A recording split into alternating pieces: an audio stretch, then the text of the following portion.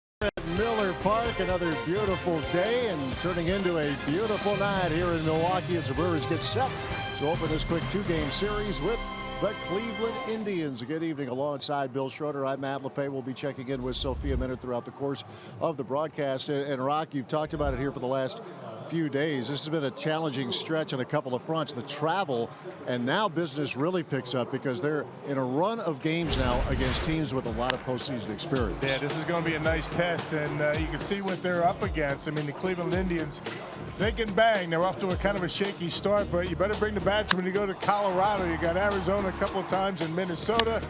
Brewers are going to be facing some very good pitching, so this is going to be an interesting test. I mean, it's a very road-heavy schedule right now, but they make up for it in June. And the first guy out of the gates, Corey Kluber, last year's Cy Young Award winner in the American League. This guy, unbelievable stuff. 12-4, 219 earned run average in 19 interleague starts, and you know, this guy, he's going to eat up innings. He's got all kinds of different pitches, almost like he's throwing a wiffle ball up there. He's got so much movement, and he is going to pitch deep in the game. So going to be an interesting test for the Brewers. All right, interesting indeed. By the way, if you like watching good shortstops, you should enjoy this series. Francisco Lindor and Orlando Arcia. The rest of the teams are going to play too. Lineups at first pitch coming up. Brewers and Indians on Fox Sports Wisconsin.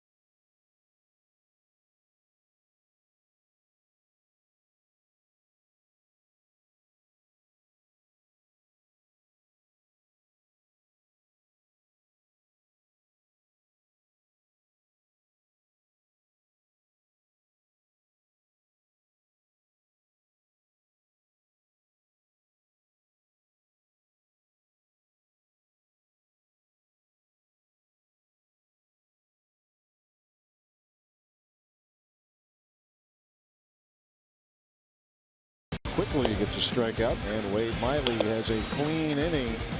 Miley trying to get out of it, and he does with a strikeout of Hamilton. Wade Miley's debut as a Brewer in Cincinnati was a very successful one. Now he gets his first turn in front of his new hometown fans here at Miller Park. As we get you ready for baseball, the roof is open once again here at the ball yard as Terry Francona's team rolls into town. They were swept by the New York Yankees over the weekend. They've been a little up and down. However, they are atop the American League Central once again. The former Brewer, Terry Francona, back in town. Let's check out the Indians batting order tonight. Francisco Lindor will lead things off. Jason Kipnis and Jose Ramirez follow. Michael Brantley, the cleanup hitter. Edwin Encarnacion, Yan Gomes, Brandon Geyer, Rajay Davis, and Corey Kluber. The rest of the Indians batting order, and that's the look that Wade Miley will square off against tonight. Yeah, he was very good his first time out against the Reds. That was Great American Ballpark, a very hitter-friendly ballpark. 1 run, 3 hits in 6 innings. Really did a good job working the inside part of the plate against Cincinnati. Going to have to do that again here tonight. We are set to go as both teams trying to get things back on track. A very rough weekend for the Indians. The Brewers dropping 2 out of 3 to the Pittsburgh Pirates. New day, new series. It's Miley misses outside, and we are underway at Miller Park. And one of the fine players in this game, Francisco Lindor, all-star good last year and became a power hitter, and that's carried over into the first several weeks of this season as he shoots one fair, and it's going to bound into the seats and a double right out of the box for Lindor. It's an offense that's been kind of sputtering, if that sounds familiar. Brewer fans know what that's all about. They do hit a lot of home runs. They got 4 hitters in their lineup with at least 8 home runs. There's that breaking pitch that ended up down the middle, 87 miles an hour, and Lindor able to tuck it inside the right field line. So a double to begin the game for the Indians. Yeah, Rock is right. This is an Indians team that can hit the ball out of the ballpark. Only the Toronto Blue Jays have played long ball more among American League teams than the Indians, as Jason Kipnis settles in. He's part of the up and down nature of this Indians ball club. You see by the numbers, it's been a tough first 5 weeks or so. Injury plagued for Kipnis a year ago, but the World Series season, he was a big factor for Francona's team, the team that took the Chicago Cubs to extra innings of Game 7. You don't expect those numbers to stay the way they are for Kipnis. This guy can hit. Hits left-handers very well throughout his career. A shoulder issue last year, hamstring issue, hit just .232, played in just 90 games last year with the Indians. Miley with the 1-2. Yeah, you're right, going back to the World Series year, 23 homer season for Kipnis. Drove in 82, and he was an everyday player. Leadoff double for Lindor, and a 2-ball 2-strike count to Kipnis. We'll see if Miley can carry over that strong outing against the Reds. 6 innings of 3-hit, 1-run ball. Fastball, curveball, changeup. Very effective with all 3. And he issues a walk to Kipnis, so a shaky beginning here for Wade Miley. Let's check out the Brewers defense. You got Yelich, Kane, Santana in the outfield. Shaw, Arcia. You got Franklin, who just got called up. Nick Franklin at second base, replacing Eric Sogard. Sogard gets sent down to the minor leagues. Ryan Braun at first. And Manny Pena behind home plate.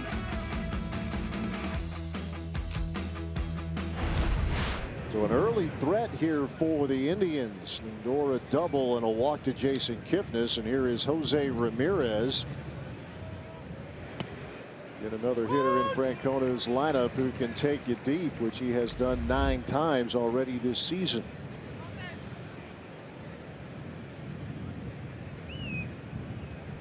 Big year for Ramirez last year, a breakout year as an all-star. Included a league-leading 56 doubles. Big year for the switch-hitting third baseman, the 25-year-old Ramirez. And when it's all said and done, the Cleveland Indians are going to score a bunch of runs. 17 and 17, kind of a shaky start, but as you say, they're in first place. It's not like anybody else is really setting the world on fire. Terry Francona, you know, with the Indians, you know, in his career, 100 games over 500 in his managerial career. That's pretty impressive. Yeah, and he's already, before his arrival in Cleveland as a manager, established himself with obviously the great run, leading the Red Sox to a couple of World Series titles. His final playing days in the big leagues were here in Milwaukee. The Brew Crew. Terry Francona, highly respected and liked by pretty much everybody as well. Miley out in front of Ramirez. A ball, 2 strikes, just getting started here. First of a quick 2-game series. And then from here, the Brewers head out on the road 4 in Colorado, and it's on to Arizona, and then the Minnesota Twins. So that stretch against some pretty good ball clubs. Even though, as you mentioned, the Twins are scuffling, but you figure that's not going to last either. And the Twins have always given the Brewers problems. Remember last year? Yes, I do. Won all 4 games. Miley looking for his first out of the inning. Ramirez making it difficult.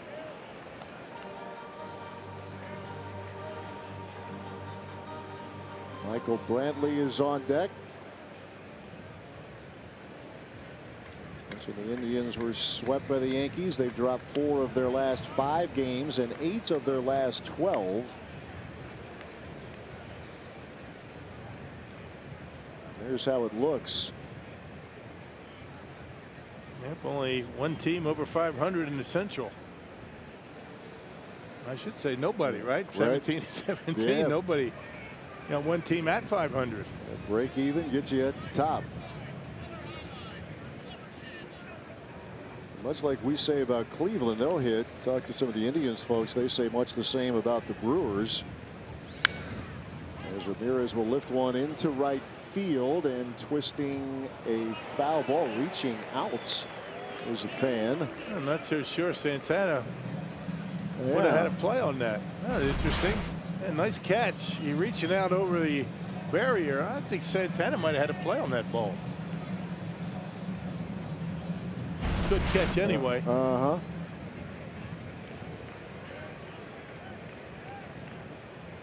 Gives Ramirez an extra cut here. 2 balls, 2 strikes.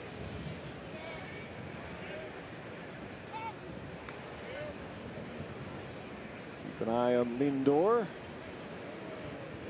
the reigning American League Player of the Week. That double, by the way, extends his hitting streak. He has now hit safely in his last 10 games. This is in the air to left field. Here comes Christian Yelich for out number 1. Yeah, Christian went back a couple of steps, had to charge in to make the catch. Umpire crew tonight. Jeff Nelson is the crew chief out at second. Manny Gonzalez calls balls and strikes. Andy Fletcher and Laz Diaz, the rest of your umpire crew.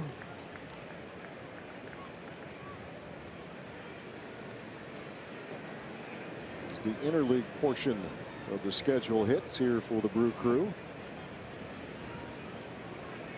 And here's Michael Brantley. As I'm sure many of you Brewer fans are well aware, but those who are newer, he was the player to be named later. We'll get that out now. Player to be named later in the CC Sabathia trade 10 years ago. We'll check that box and move along. Yeah, good player, though. Good player's been hurt a lot. When he's healthy, he can hit. He included last year ankle injury. He was an all-star a year ago. And it's brushed back, and Miley hurt. Yeah, we got Miley is. What did he do?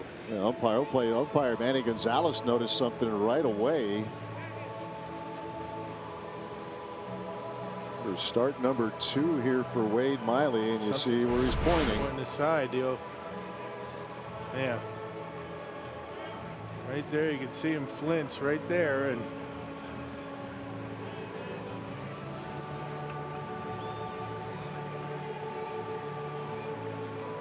Manny Gonzalez saw it first. Yeah, he did. Plate umpire. Right at the side, the oblique. Is that what the oblique is? Right around there, yeah. And his night is over. Remember that last week of spring training when he went down with a groin injury, same day Boone Logan had the triceps injury. And here in start number 2, batter number 4, he has to come out, and Brent Suter will now come on for the Brewers. If you caught Brewers live, you have an idea of the frustrating, a tough day for this organization with the injuries to a veteran like Stephen Vogt, great young prospect like Mauricio Dubon, and now here's Wade Miley in the first inning, has to exit. Let's speaking of the injuries, if you are just picking us up right now, let's send it down to Sophia. She'll get you caught up. Yeah, Matt, there was a lot of news today from both general manager David Stearns and from manager Craig Counsell. We'll start first with catcher Stephen Vogt. You remember he was on a minor league rehab assignment in Double-A with Biloxi, and he had to leave a game, removed himself after making a throw to third. Well, he was seen by the team physician, Dr. William Rosh, yesterday, and it was not good news for Vogt. He has a partial capsule rotator cuff tear, so it's definitely a significant setback for him. So he's going to see a second opinion. He's likely looking at having surgery on that right shoulder. Now, that would be the second career surgery for him on that shoulder. So certainly it's very tough for Vogt. He was very emotional when he spoke with us before the game. You know, he'd worked so hard going back to spring training in terms of strengthening the shoulder and working his way back, and he was likely to be activated this week, if not on the road trip. So certainly tough news for Vogt. We'll get you an update on how that plays out with his surgery. And also the Brewers shaking up their offense a little bit as well, sending down Eric Sogard to AAA Colorado Springs. Counsell was hoping that with this starts over the weekend that Sogard could get going at the plate, but he was hitless over his last 27 at-bats. So it was an assignment that Sogard had to accept because of his big league experience, and Counsell said he did so willingly. He's looking forward to getting going down there. So they called up Nick Franklin. Now, Nick Franklin was in Double-A with Biloxi. Remember, he was trying to go through a position change of catching. So he's been playing catcher and in the infield in Biloxi. He thought he was heading to AAA Colorado Springs and instead got the call to come up here and join the team. He's making the start at second base here tonight. So certainly a lot of news for the Brewers, and certainly they didn't anticipate having another injury here tonight. All right, Sophia, thank you very much. Busy day gets a little busier, and for the wrong reasons. Yeah. Well, there was some good news. I mean, Corey Knable will finish his rehab assignment down there. It looks like he's going to be activated any day now. So the news isn't all bleak. There is good news on the bullpen front. Yeah, and sooner than I think many had anticipated the night he went down with that hamstring talking, what, injury. 6 to 8 weeks, right? It's going to be basically a month. Yeah, so a little bit of good fortune. And now Brent Suter, who knows the drill of both starting and coming out of the bullpen. It's really a little bit of both here tonight as he will face the fourth hitter in the game. It's a 1-0 count to Michael Brantley with Francisco Lindor, the runner, at second, and Jason Kipnis at first.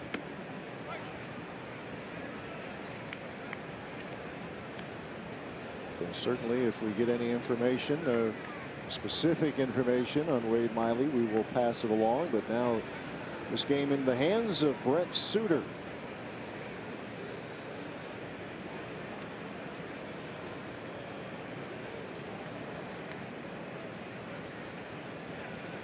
Two balls, no strikes to Brantley. Suter served both roles last season. 22 appearances, came out of the bullpen on 8 occasions. And a bouncing ball to Nick Franklin. The play will be at first to the covering Suter for out number 2. And nice play by both Franklin and Suter. Let's check out our Pizza Ranch for the win here tonight. We're going to be talking about the Brewers offense. Get to the bullpen. I mean, the bullpen for Cleveland has really scuffled since Andrew Miller's been placed on a disabled list. They're fine left-hander. Earned run average for the pen during that time over 10. And you got to attack Corey Kluber early in the count. You just got to get to him. He's not going to walk you, so your best pitch to hit is probably going to be early in the count. 2 away and 2 on. Here is Edwin Encarnacion. 35 years old now, and he has been a power hitter for a while. 30+ homers each of the last 5 seasons, and as you can see, clearly has that pace and then some going here in 2018, and that's a big-time cut to even the count. Not one of those guys that's likely to shorten up with 2 strikes. Don't see him choking up on the bat a whole lot. Yeah. And there's the reason right there. That's pretty good home run production and driving in runs. Even with the sub-200 batting average, you get an idea of the power and the run producing capability. Second year with the Indians, a 38 homer season a year ago. Here's the 1-2. Did he go? No, he did not. Andy Fletcher, the first base umpire. Brewers all running off the field, but Andy Fletcher didn't think so. That could have gone either way. Come on, Andy. 2 balls, 2 strikes. That's a pretty good work by Brent Suter. Inherits a couple of runners and keeps the Indians off the scoreboard. So the Brewers losing Wade Miley. Brent Suter comes in and turns back the Cleveland threat.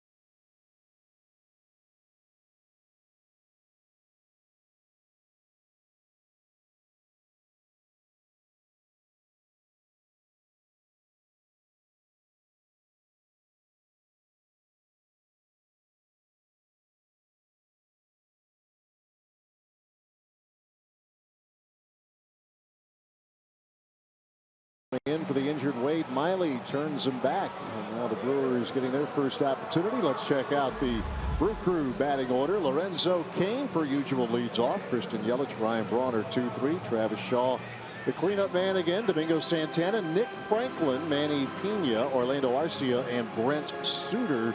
Now rounding out the batting order that will face the reigning Cy Young Award winner in the American League, Corey Kluber. Yeah, one of the best in the business. 3 of the last 4 years, he's won 18 games, and off to a very good start. 5-1, 241 earned run average. All those numbers rank very high amongst American League starting pitchers. He's won 5 straight. And has had nothing but quality starts this season as he starts Cain with a strike. Era where complete games are uncommon. He had 5 of them last year. That was another category he led the league in. But he has 1 under his belt this season.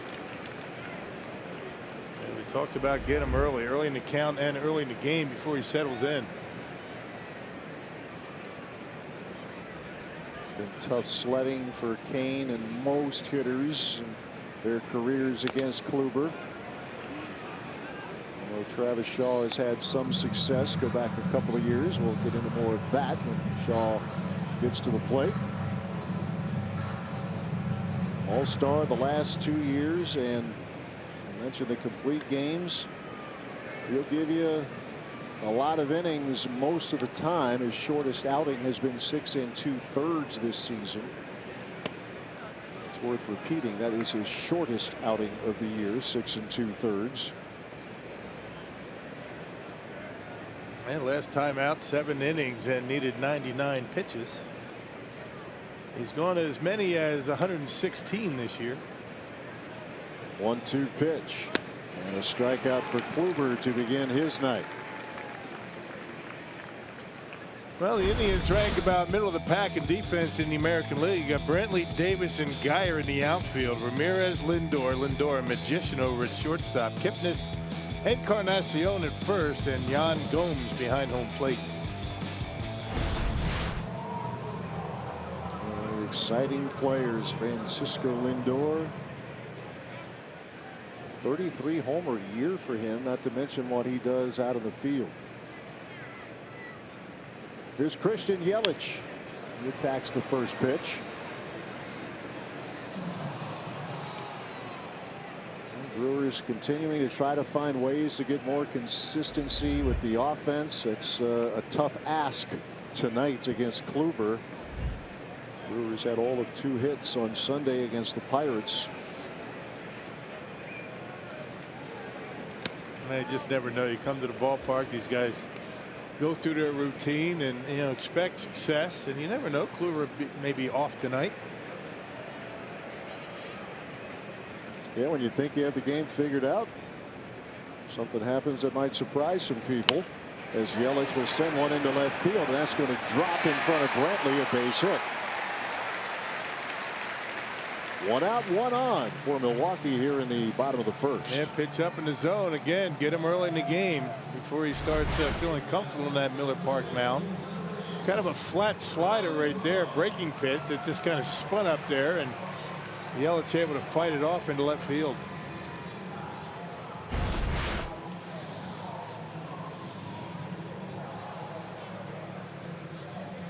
Yelich, the 1 out runner for Ryan Braun. On the big blow on Saturday night, an 8th inning 2-run double that proved to be the difference in the Brewers win against the Pirates. 5 times he has driven in game-winning run.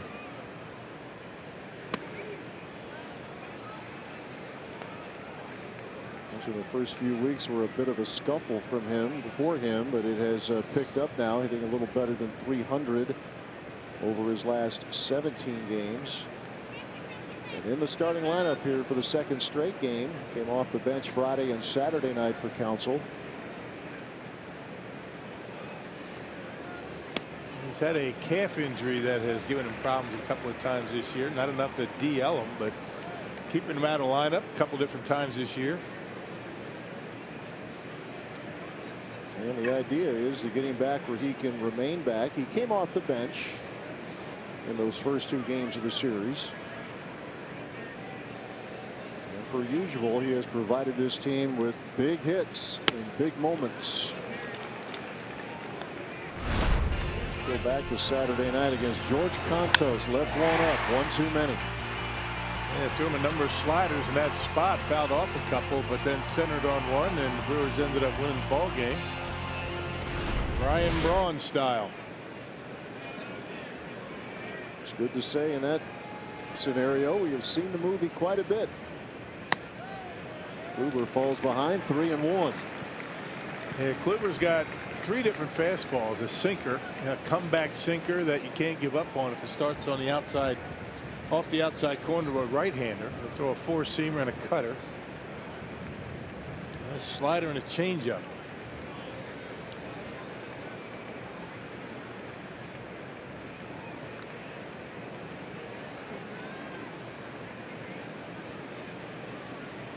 He is human, though. He struggled in a couple of outings in the postseason, the divisional round against the Yankees, a series where the Indians won the first 2 games.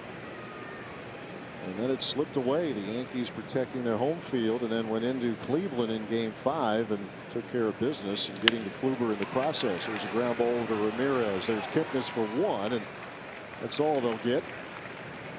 2 men out with Braun now the runner over at first.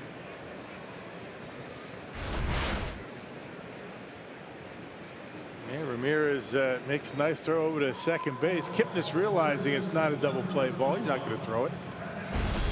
And notice how Christian Yelich makes sure he stays in contact with second base. The whole takeout slide, which has been in play now for the last few years. Back before that, you'd be sliding through it and knocking him down if you need to, but got to hold the bag these days. Yes, you do. A little different world. Here's Travis Shaw. And while it's been a couple of years, Shaw has had some success against the Indians in general, as you can see, but specifically against Kluber. It's 4 for 11 against him. That includes a home run.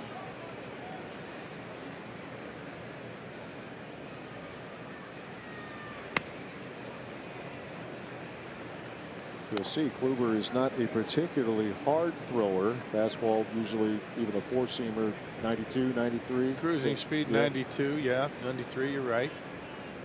You jump it up there at about 95 every now and again, and we're not going to do it too often.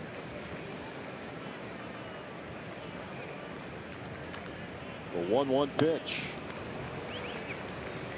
Get you that cutter, as Rock mentioned. Kluber dealt with a back issue last year. Put it exactly where Gomes wanted it, down and in.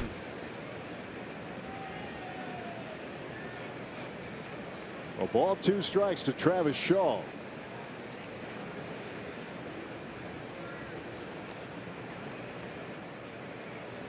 So that back issue put him on the DL for a time, but when he returned, he came back with a bang. Double-digit strikeouts were a regularity with Kluber. Last year it was 11.7 per 9 over the course of the entire season.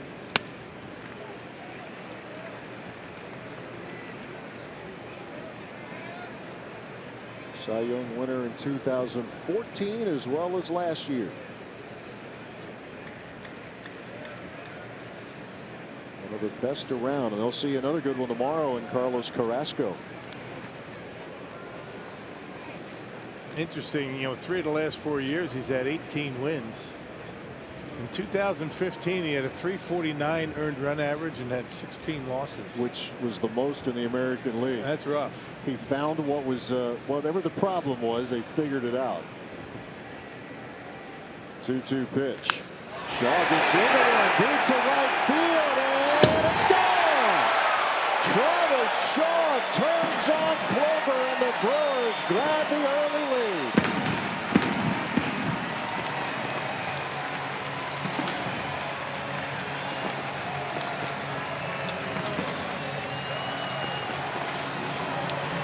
There you go, get him early. Looked like a breaking pitch up in his zone.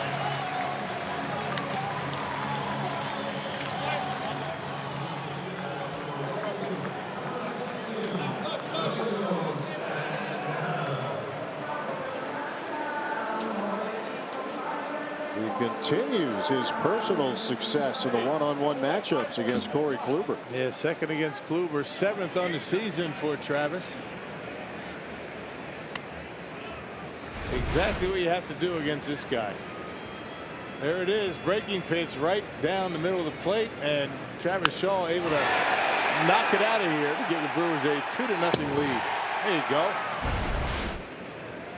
Domingo Santana, a little chopper. Kluber. And the inning is over, but the Brewers get to the Cy Young winner as Travis Shaw turns on a Kluber pitch and sends it over the wall in right field. So a good start for the Brew Crew. We're through inning number 1. It's 2-0 Milwaukee.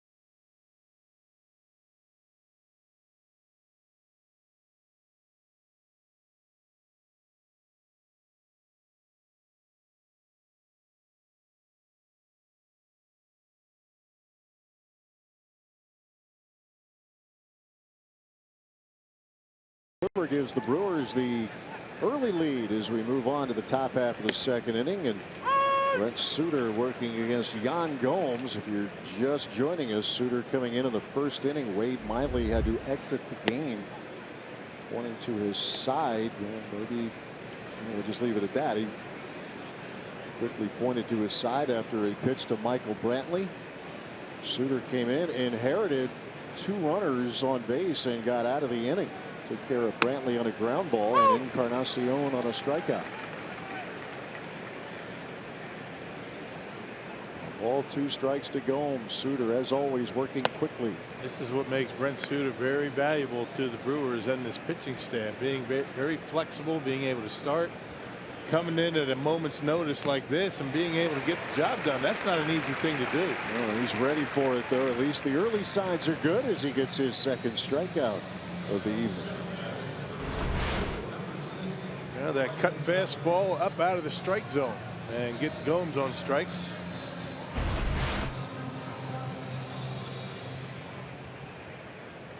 One away in the second inning. Brandon Geyer at the plate. He attacks the first pitch, and there is hit number 2 for the Indians. Hey, represent the crew all season long with a limited edition Brewers snapback cap given to the first 20,000 fans at the Brewers game against the Mets on Friday, May 25th, courtesy of 94.5 KTI Country. Lock in your tickets. Go to brewers.com today.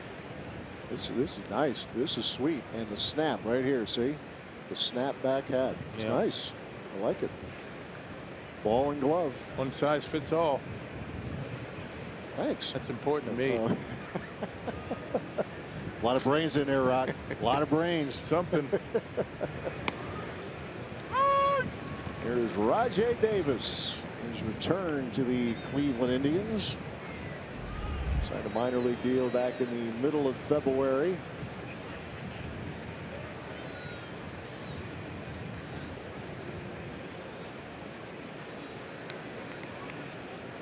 One out, one on here for the Indians here in the second inning.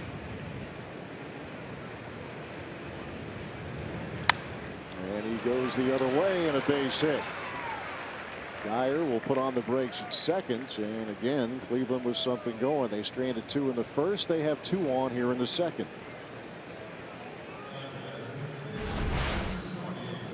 That fastball out over the plate, and Davis does a good job going right with it. Big hole over there.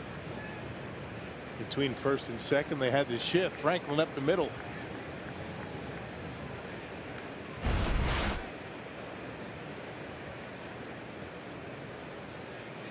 Still going strong at 37 years old, Rajai Davis. Here is Corey Kluber. Bunting situation here as the corner infield fielders creep in. And that bunt is caught by Suter, and it turns into a double play. Wow, how about that? Suter laying out, and they catch Geyer off the bag at second.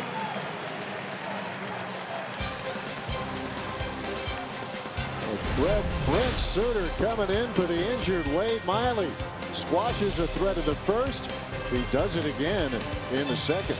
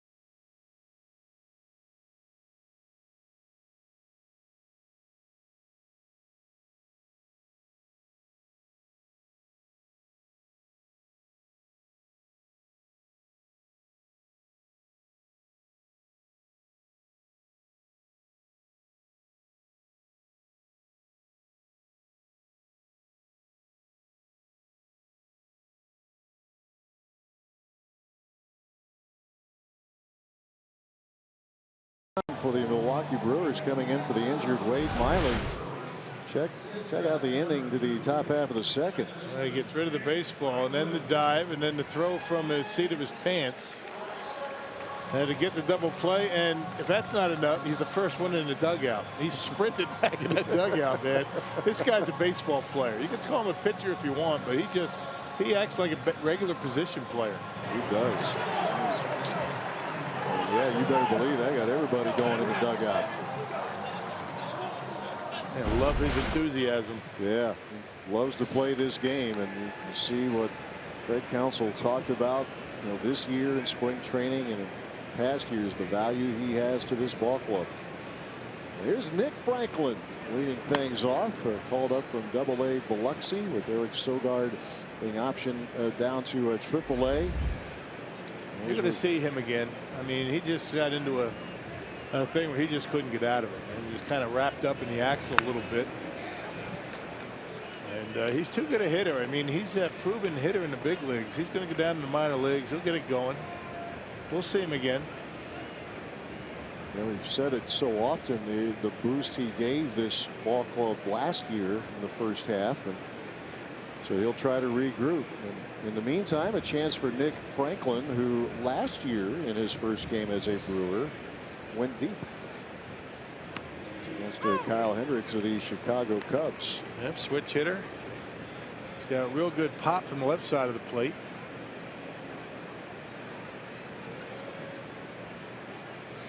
A ball, 2 strikes. Kluber versus Franklin. 2-run homer from Travis Shaw in the first inning, getting the scoring started here tonight. It's an Indians ball club. It's been in the postseason the last 2 years, and expectations very high once again in 2018.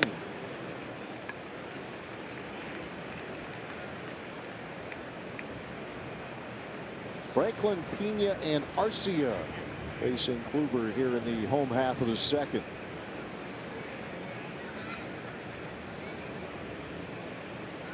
Payoff pitch on the way. The bouncer over the first, knocked down. And time is Encarnacion to be covering Corey Kluber, out number 1. This summer, the World Cup is coming to Fox and FS1. Every match live and more than 300 hours of coverage. The world's biggest sporting event begins June 14th on Fox and FS1. Let's check in now, see if we can find out more on Wade Miley. Let's check in with Sophia Minard. Just got word from the Brewers clubhouse that Miley left the game with a right oblique strain. Again, that was in the 3rd batter in the first inning. So a right oblique strain for Miley. We'll get more information for you from Fred Counsell after the game. All right, Sophia, thank you very much. That was the assumption, I think, when we all saw Miley point to his side. So we get that confirmed as Manny Pena steps to the plate. Yeah, depending on the severity, those things can take a long time to heal. Yeah, you're right. It's just kind of hold up and see what we find out here. And Zach Davies went through that just a little bit in spring training, and it wasn't long before he was able to come back. So hopefully in Miley's case it's along those lines, but we'll see. Time will let us know all of that. Well, in the meantime, I think the Brewers have some options they can go to. There it is right there. Watch the home plate umpire. He recognized right away something was wrong with Miley. Pointing to that oblique. And that was it. Meantime, Brent Suter has come in and is taking care of things in the early going. Pena with a bouncer to Lindor. That'll be out number 2. Like you were mentioning in the first inning, the career numbers of a Corey Kluber and those 16 losses. I mentioned, they figured out what was wrong. What was wrong was he wasn't getting any run support. The ERA being what it was. He hasn't really had a bad year. Yeah, 3.45 is tremendous ERA. I mean, anybody would take that. But 16 losses, yeah. I mean, that was the point. I mean, he had 3 out of 4 were very good. Right. But the earned run average certainly did not deserve 16 losses. No, that the record easily could have been flipped. Right. It ended up being a 9-16 year, but back-to-back 18-win seasons after that. There's a ground ball over to Ramirez, and Kluber has a 1-2-3 second inning. Let's move to the third. Brewers with the early lead here at Miller Park.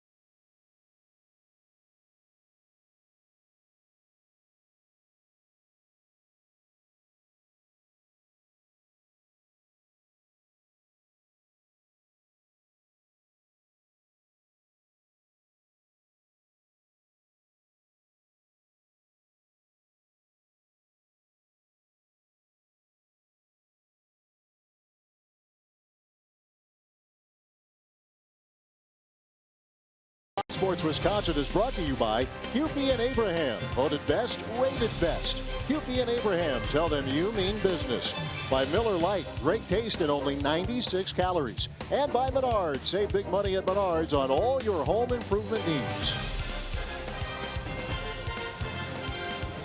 Top of the third inning here at Miller Park with a 2-0 lead for the Brew Crew. Travis Shaw with a 2-run homer in the first off of Corey Kluber, who will give up a few home runs, but he has not allowed more than 3 earned runs in any one outing. So that means time to break them. Good start. Well, he's due. Absolutely. Top of the order, Lindor against Brent Suter. He began the game with a double. Continues to excel against left-handed pitching, and a soft liner there will be squeezed by Arcia for out number 1. He is the American League Player of the Week from last week, and here's a little sample why. Check it out. Yeah, that home run he hit in Puerto Rico, that had to be a big thrill for him, a Puerto Rico native, and knocked one out of there. And this guy's something else. I mean, one of a long line of very athletic and interesting shortstops in big league baseball. Yeah. These guys, they could do it all. And all of 24 years old. Right. So the career really is Young and just starting. Young and athletic. Jason Kipnis drew a walk in the first inning. That was off of Wade Miley, and now he sends one out toward Orlando Arcia. A little work here in the third for the Brewers shortstop. 2 up, 2 down. Speaking of athletic shortstops. Yeah, it's a fun series for that. We all know what Orlando Arcia can do here in Brewers country, and fun to have a live look. It's what interleague play can give you. A live look at someone the caliber of Francisco Lindor. There's Jose Ramirez hit a fly ball to Yelich in the first inning.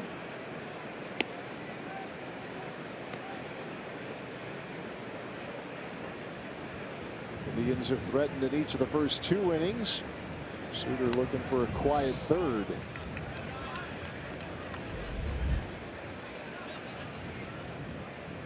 Ramirez trying to slow him down, calling timeout. Said, let me set myself here. Cat and mouse game. And part of the effect of Brett Suter. The ultimate get it and go kind of pitcher. 2-2 pitch is ripped and just foul.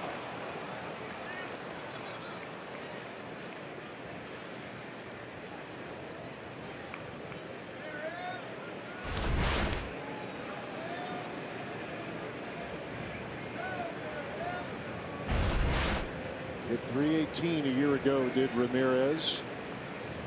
Drove in 83 runs. Little check swing and just missing an extra base hit there. Yeah, it didn't miss by much, did it? That cutter up and in. For some reason, hitters have a difficult time laying off that pitch. It's all about how quickly he gets rid of it, the arm angle.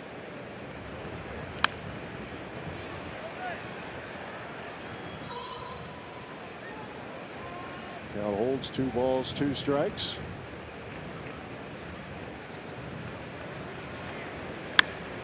In the air to center. Kane going back.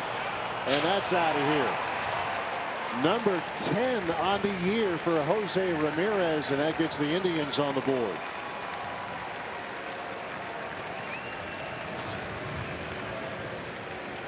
Yeah, looked like he went with an off-speed pitch that time and left it up in the zone.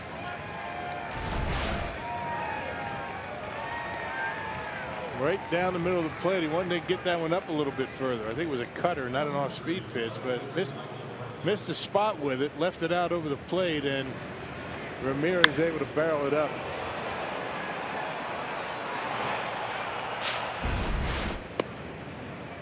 So the lead cut in half as Michael Brantley is at the plate. He was at the plate when Miley had to exit after the first pitch to him, and then Suter came in and eventually retired him on a ground ball to second.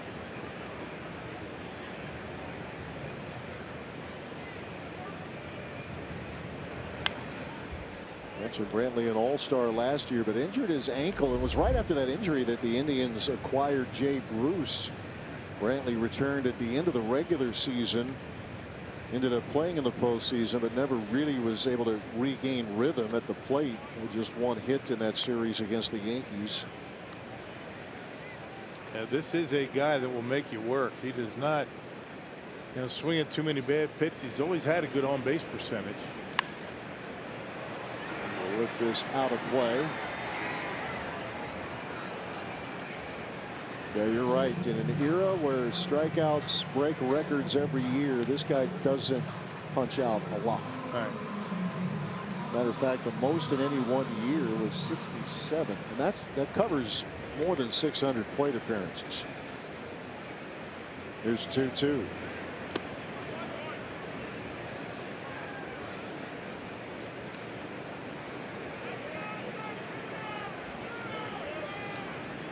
Full count now to Brantley, who has 3 homers. He's driven in 16. Suter with the payoff. And Brantley draws a walk. Hey, no matter where you are, you'll never miss a second of the action with MLB.TV Premium. Enjoy HD streams of all out-of-market games on over 400 different devices. Plus, get a free MLB.com at-bat premium subscription when you sign up. You're back in full-blown promo reading tonight. Good. Your voice has returned. Yeah, do you miss doing them? No, not really. I can't follow you. I'm a mere substitute. But you were able to hang on to Tavern of the game, which was good. That's when we knew you weren't that bad. It kept me engaged. Yep, it did. Something about the talk of taverns tends to do that, right? Yeah, perks you up.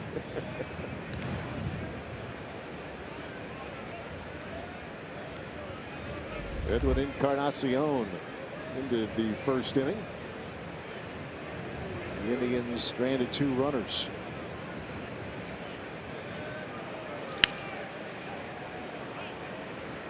The ball, a strike. Jose Ramirez with a solo homer to center off Suter. First run of the night for Cleveland. It's a home run hitting team, though. That's the 49th homer this season for the ball club. Blue Jays have 51, most in the American League.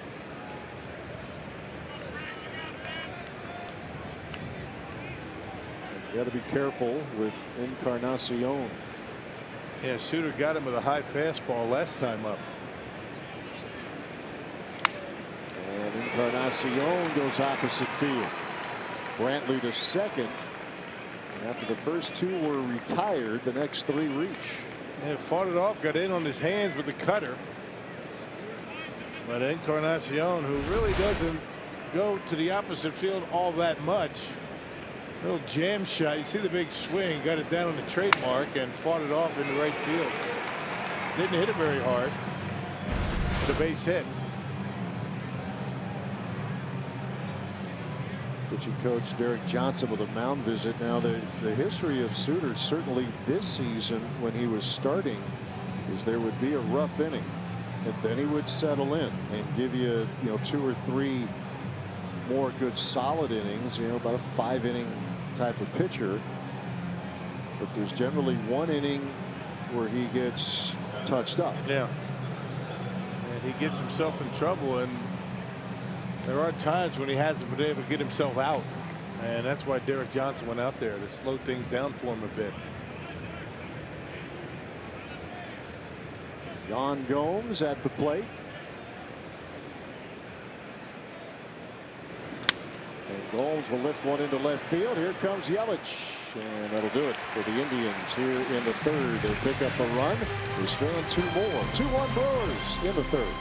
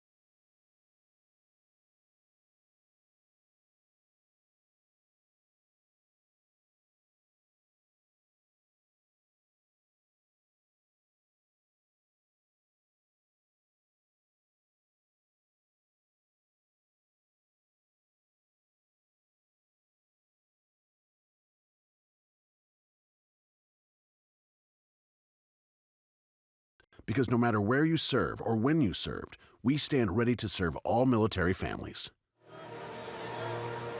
Back at the ballpark, 2-1. Brewers lead the Indians, bottom of the third here in Milwaukee. And we take you inside our broadcast booth, joined now by Farm Director Tom Flanagan. We have a lot of good news to get to, so we'll get the unfortunate out of the way. Obviously, I know we got a lot of good pitching going on, just a lot of good prospects, period. But the tough blow today, the news about Mauricio Dubon. Hey, hold the thought. Here's Brett Suter going deep to center field, and it's gone! Brett Suter to dead center field.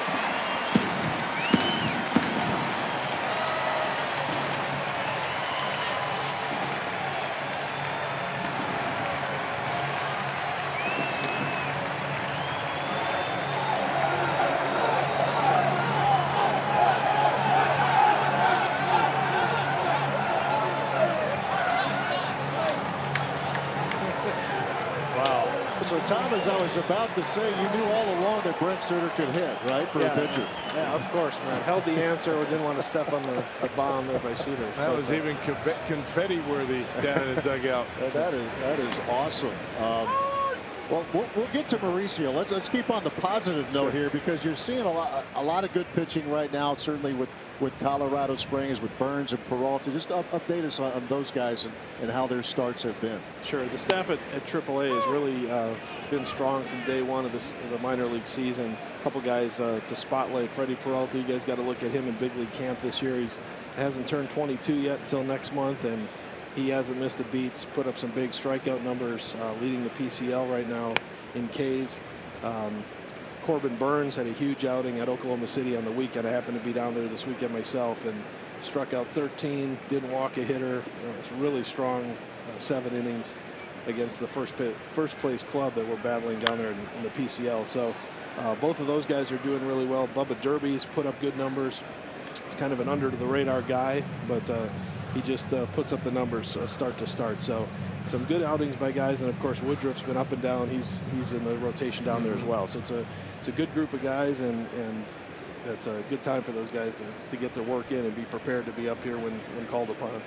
Absolutely, and we'll get the story obviously with Mauricio Dubon. I mean, we see the minor league reports every day. The hitting streak, 22, 23 games. Such a tough blow when it happens to any player, but this guy was really on the come, wasn't he? He was off to a great start, and this is certainly unfortunate news, a tough break, but knowing Mauricio, the way he works, the rehab that he's going to go through, he's going to put in whatever's required, and I think in the end he will not miss a beat, and he'll be up here sooner than later. So I think we're pulling for him, and we have a great rehab staff down at Arizona that'll work with him, make sure he's maybe faster when he comes back and ready to help out the big league club. There's Lorenzo Cain, who follows the Suter homer with a base hit back up the middle. Plus, he's a young kid. I mean, the younger you are, you go through something like that, the better chance you have of coming back pretty much 100%. Absolutely. And he's a competitor, and he's a high-energy player. So knowing that, the way his personality works, I think he's up for the challenge, and we'll be pulling for him and helping him along the way. Yeah, the one guy that we can't help but keep an eye on. I mean, every time we get these minor league clips, the statistic, Keston Hiura. I mean, is this guy ever going to make it out at any level? I mean, he's hitting over 400, right? Yeah, he went through a little adjustment period there with the Carolina League pitching, but he's really been on a hot, I don't know if we call it a tear anymore. He's been doing it for a while, but interestingly with Keston, he's back playing the field tonight. He's started at second base. We'll start rolling him out there on the infield again. So, but it's great to see the bat come along and see what he's done over the last stretch of time there. Yeah, and I guess the concern was that throwing arm, from what we saw in spring training, not too bad.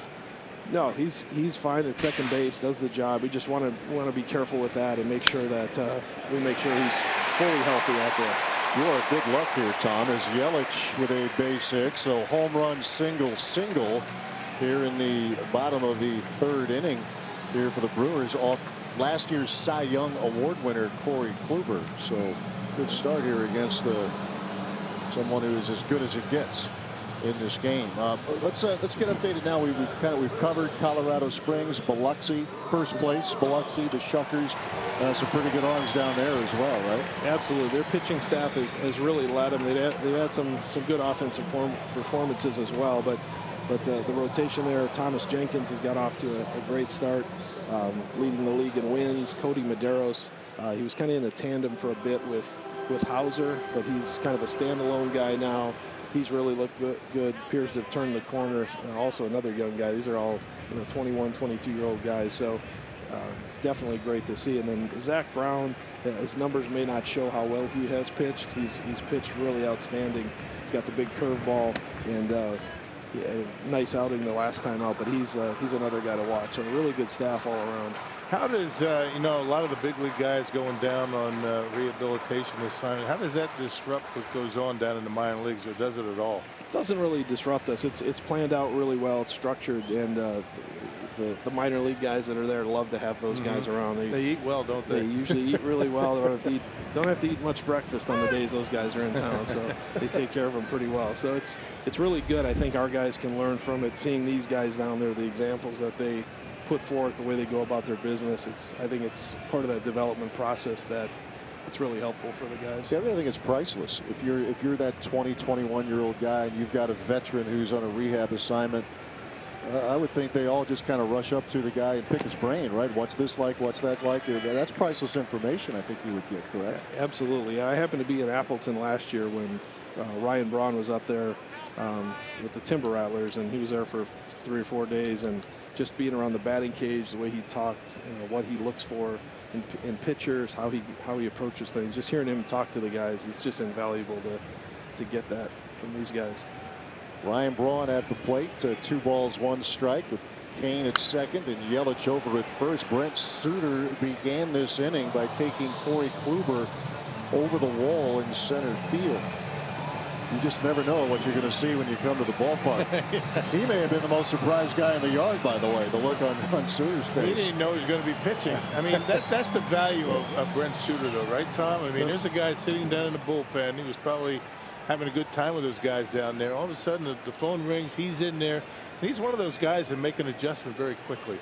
No question. I think preparation is the key for Brent. He's always always prepared. He's always thinking of what's next. And I just happened to be watching when Miley left the game. That was one of the quickest entrances for an injury replacement. I looked up and he was already running across the dirt. So he was ready to go and got his work in.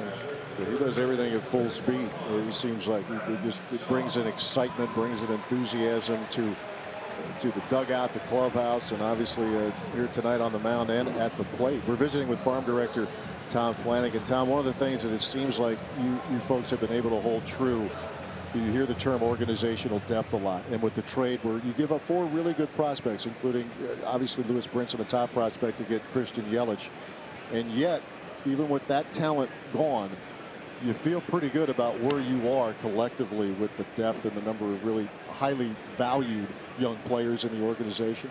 No question. I think our front office scouting department done a great job supplementing guys through all different avenues, whether it be trades, draft, free agency. It's been a big time influx of guys. So I think we feel really good about the depth. So it's always tough to give up the guys. Obviously, to get a player like Yelich, you're certainly very happy to have that opportunity. So, but we've kind of replaced it, restacked the deck, so to speak, and some quality players coming right in behind him. Can you give us a scouting report on Nick Franklin as a catcher? Now, he's up here. He's been working on being a catcher. I know he wanted to catch last year.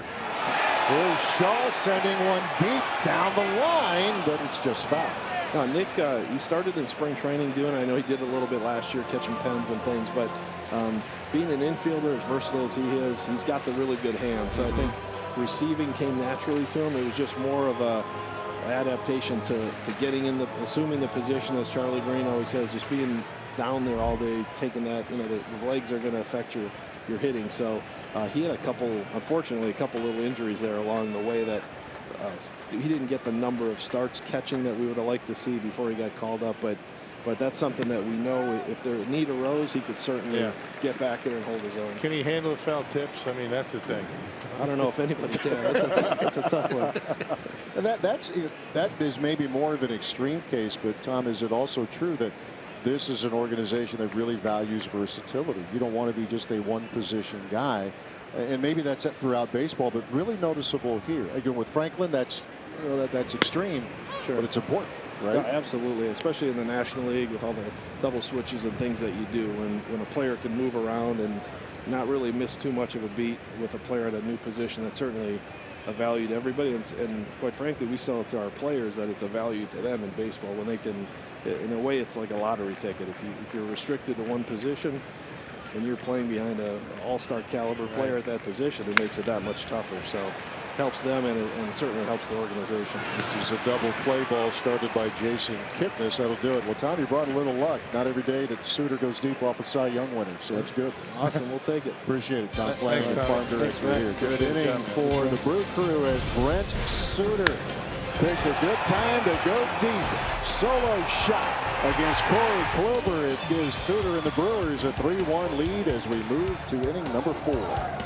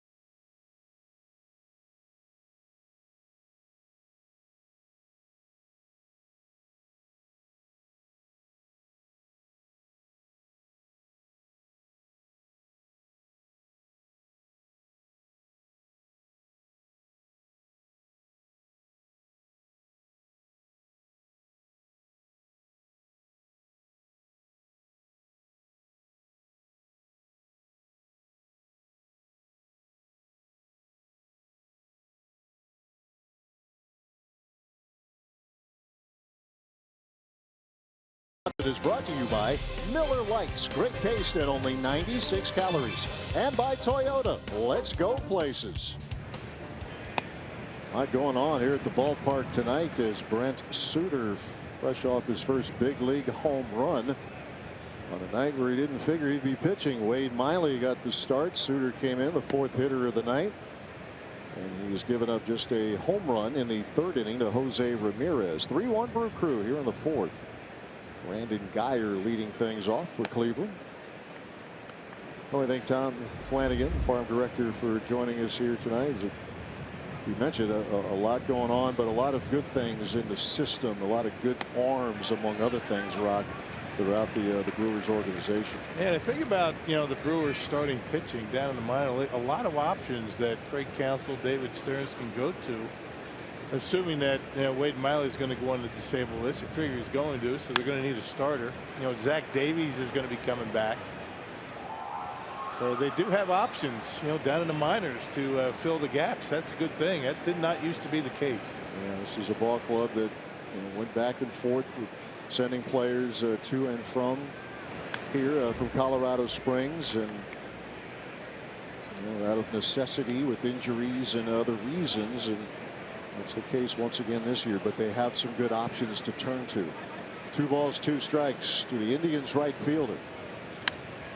In the air to center. Lorenzo Cain waits for it, and there's out number 1. Hey, Miller Park's baseball diamond will transform into a soccer pitch on Wednesday, July 11th, when U.S. soccer legend Landon Donovan leads Club Leon against CF Pachuca. Secure your tickets to see some of the world's premier soccer players by visiting brewers.com/soccer. Club Leon. You got them? Yeah. Going with it. I got the other one.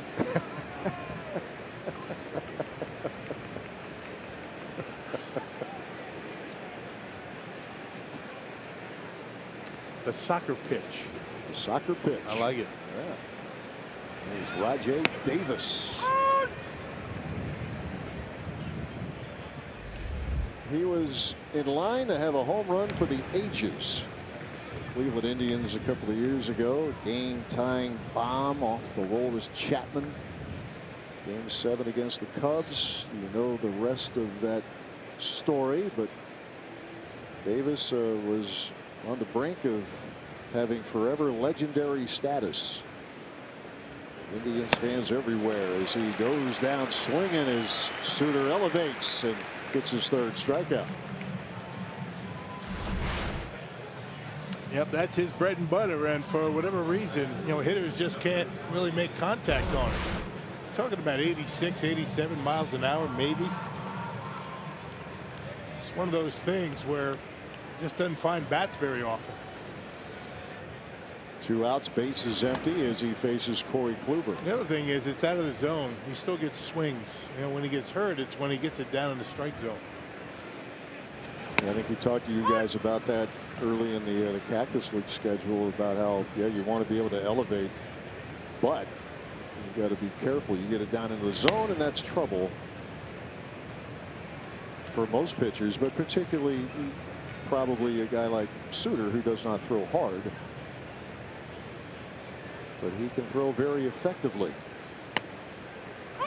2 balls, 2 strikes to Kluber. Suter retired the first 2 in the 3rd inning, and then trouble hit with the Ramirez homer. Indians, though, have stranded 5 in the first 3 innings. Full count now to the Cleveland pitcher, who in his career is 3 for 20 at the plate.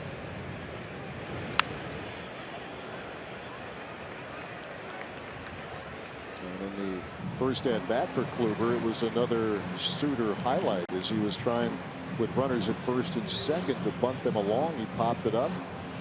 Suter laid out for the catch, turned it into a double play.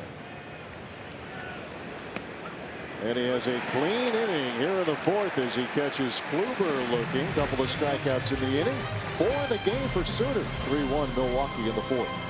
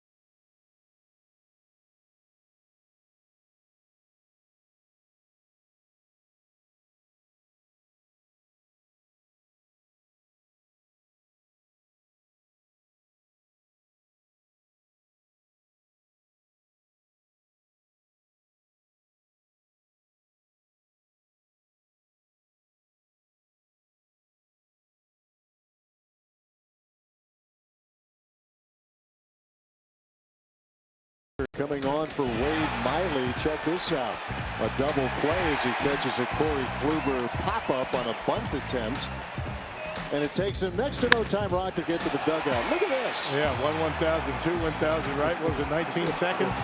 To round the bases after taking Corey Kluber 433 feet. The confetti flies as he goes through the gauntlet. You got to take a little bit more time with that.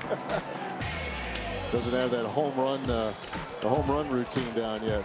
And that was the first home run Corey Kluber has given up to a pitcher in his career. Now, Shohei Ohtani hit a home run, but he was a designated hitter. Yeah, this is another level right here.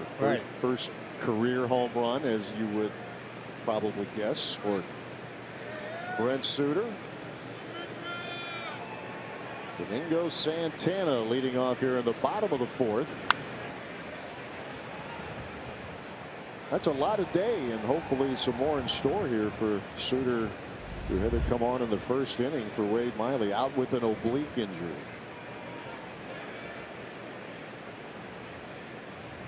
Santana tapped back to Kluber. That ended the first inning.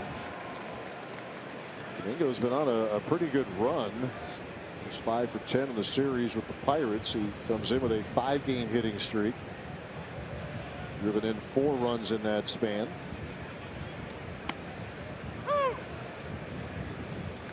That is a position where they're looking for more offensively. Craig Counsell has talked about that. Second base, obviously, another behind the plate. Some signs from Manny Pena, but looking to get back to some of those more consistent numbers of a year ago. Yeah, it's not like the old days where you can afford to have a couple of spots in the field that don't produce a lot of runs. Those days are over, but Domingo's starting to feel a little bit. He's staying back better, driving the ball to all fields a lot better. He was rolling over in a lot of pitches early in the season. That home run in that last clip is his first of the year. Kluber with the 1-2.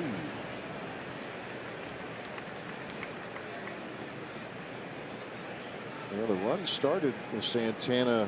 Showed you the highlight off of Jarrett Hughes. It was a big 2-run double over Billy Hamilton. Proved to be the difference in the game last Monday night.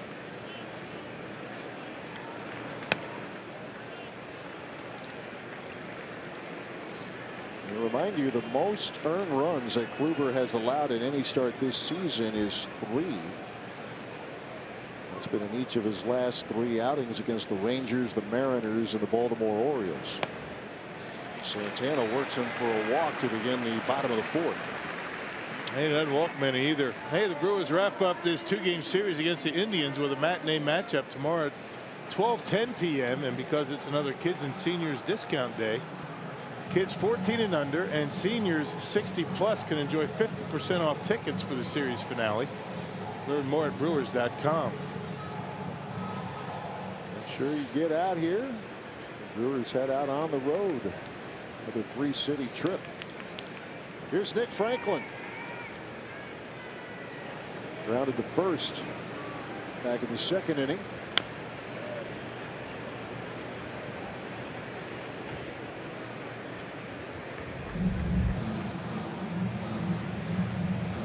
'53 games with the Brew Crew last year, and then the season ended with the LA Angels of Anaheim. And then re-signed with the Crew back in the middle of February. He can literally play anywhere now. Outfield, infield, catcher.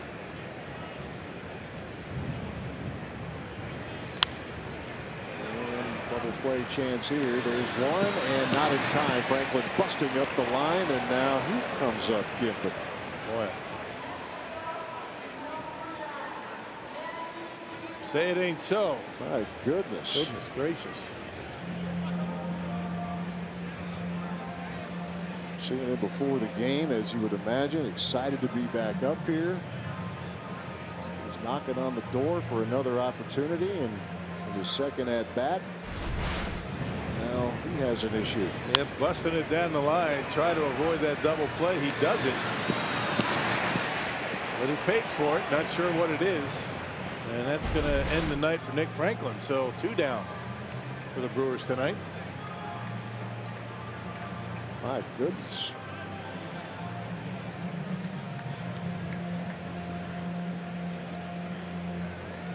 couple of at-bats for Franklin. He will have to come out as Jonathan VR pops out of the dugout.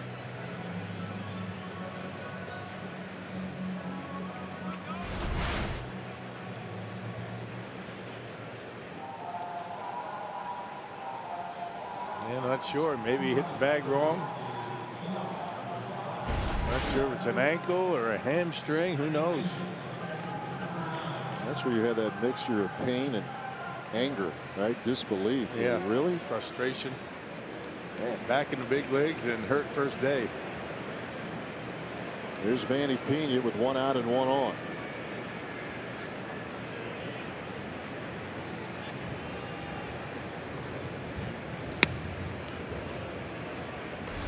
Let's check out the swing here.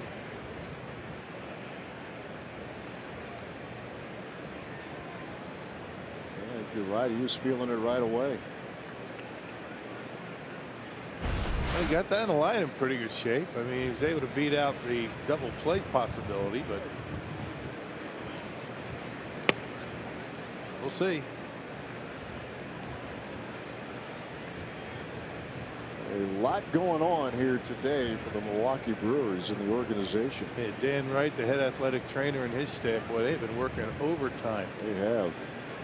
Man. Get out there right away today with Wade Miley with the oblique issue in the first inning.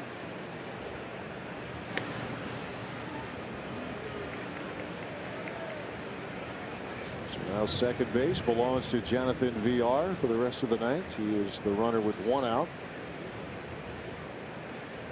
He replaces Nick Franklin. Pena grounded to short his first time up.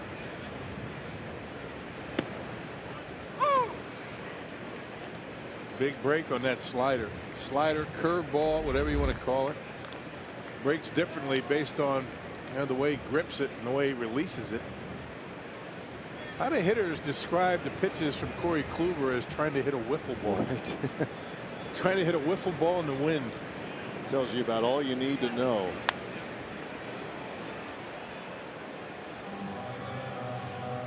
They say he and Jan Gomes work well together, which give an idea of the break in those pitches from Kluber. He pretty much knows which way it's going to break, and so does Gomes when he calls the sign.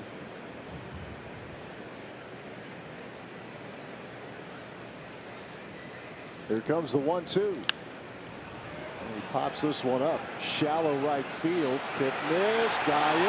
None of the above. It drops. VR to second. Well, right fielder's ball all the way. Not sure if Kipnis, they even heard him call him off if he did it all. Looked like Geyer had a beat on it. That's good base running by VR.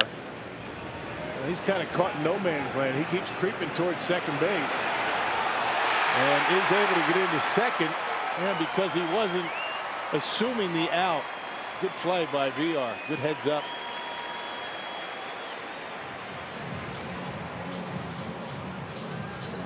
Will go down as an E9. Charge to Brandon Geyer. So the Brewers in business. 1 out for Orlando Arcia.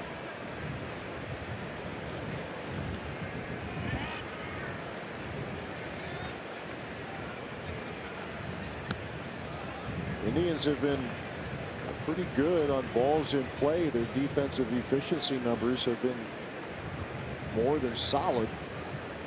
Matter of fact, only the Astros are better in the American League. But a miscue here. Opportunity now for Milwaukee.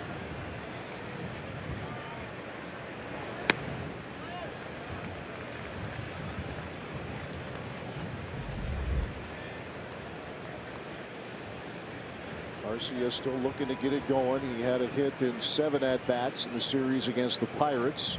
He's showing some signs coming into the weekend. He was getting things back in order. Liner, Kipnis, and it turns into a double play. And that'll do it for the Brewers here in the 4th inning. So the error, the Brewers unable to capitalize. They lead 3-1 after 4.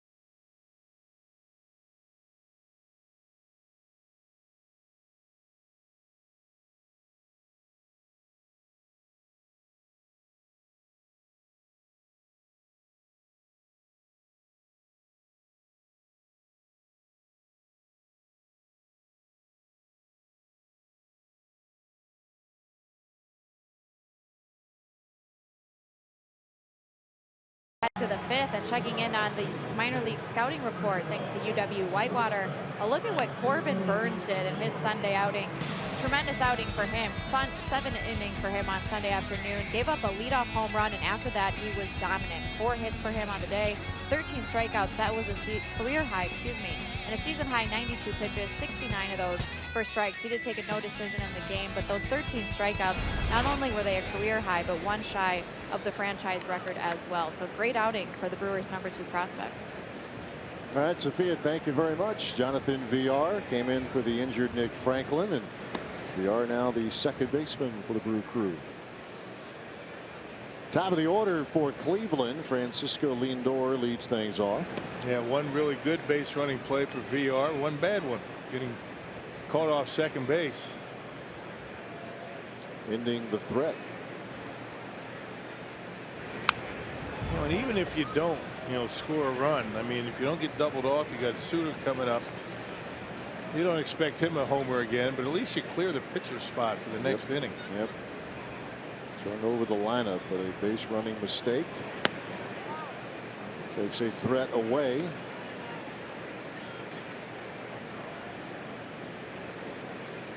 Three balls, 1 strike to Lindor.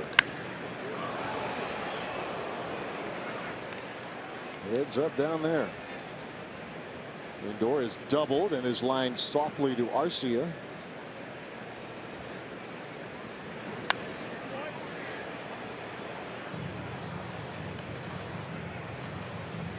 And Lindor getting ready very quickly against Suter. Not often you have a hitter waiting for him. Aaron Judge always comes to mind. Fly ball out to right field. Going over is Santana. It's deep, and it is a fair ball and gone. Francisco Lindor with number 9. Second home run allowed by Suter tonight, and it's a 1-run game. Yeah, right down the line. Boy, he's got some good power, doesn't he? Opposite field. Got that one up in the air and just wouldn't come down.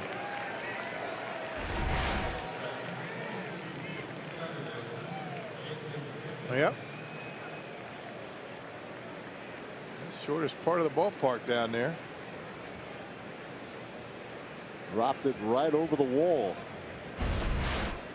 So a 3-2 ball game. Jason Kipnis at the plate.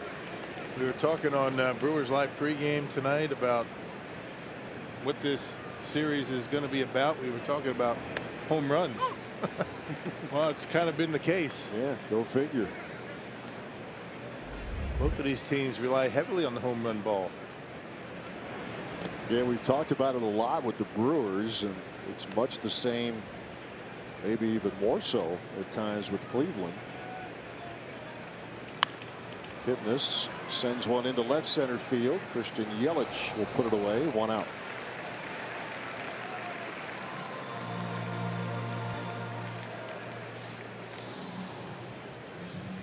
Now the sources of the home runs, a couple of them make sense. Lindor, Jose Ramirez. The Brewers' home run power, maybe, well, not maybe, it is more unexpected with Suter's bomb in the 3rd inning. He didn't figure he was going to homer tonight? You know, I don't think I did. Especially when he wasn't starting. Yeah. No, I was thought this is a safe time to start the conversation with Tom Flanagan. Hang on a second. First pitcher to ever homer off of Corey Kluber. Well, he's got that in his trophy case. And since tonight, he is a relief pitcher. He is the 3rd reliever all time to homer off a Cy Young winner. It was most recently done by Clay Carroll against Bob Gibson. This is hit well, but foul.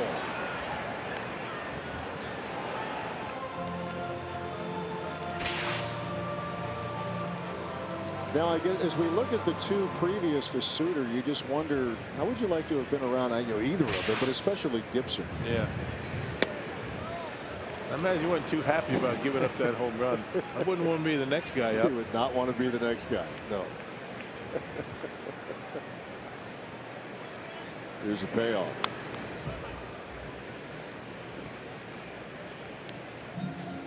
Suggesting he might have taken one inside, or not just, or maybe just straight to the ribs. Thinking about maybe buzzing the tower a little bit. Yeah. Sit him down. There's another strikeout for Suter. His 5th. Out number 2.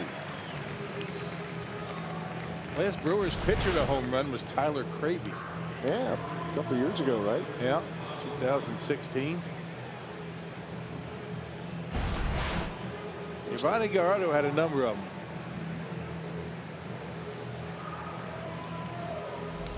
Yeah, in fact, you get games that, if he wasn't the starting pitcher, you get into extra innings, he could come off the bench for you with a bat.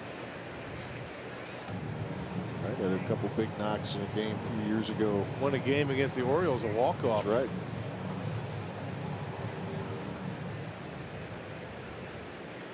Brantley is grounded out and walked.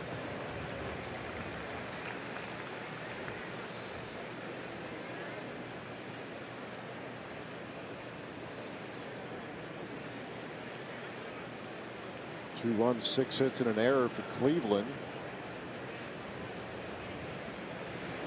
Couple of long balls here tonight for the Cleveland Ball Club. It has stranded 5 runners.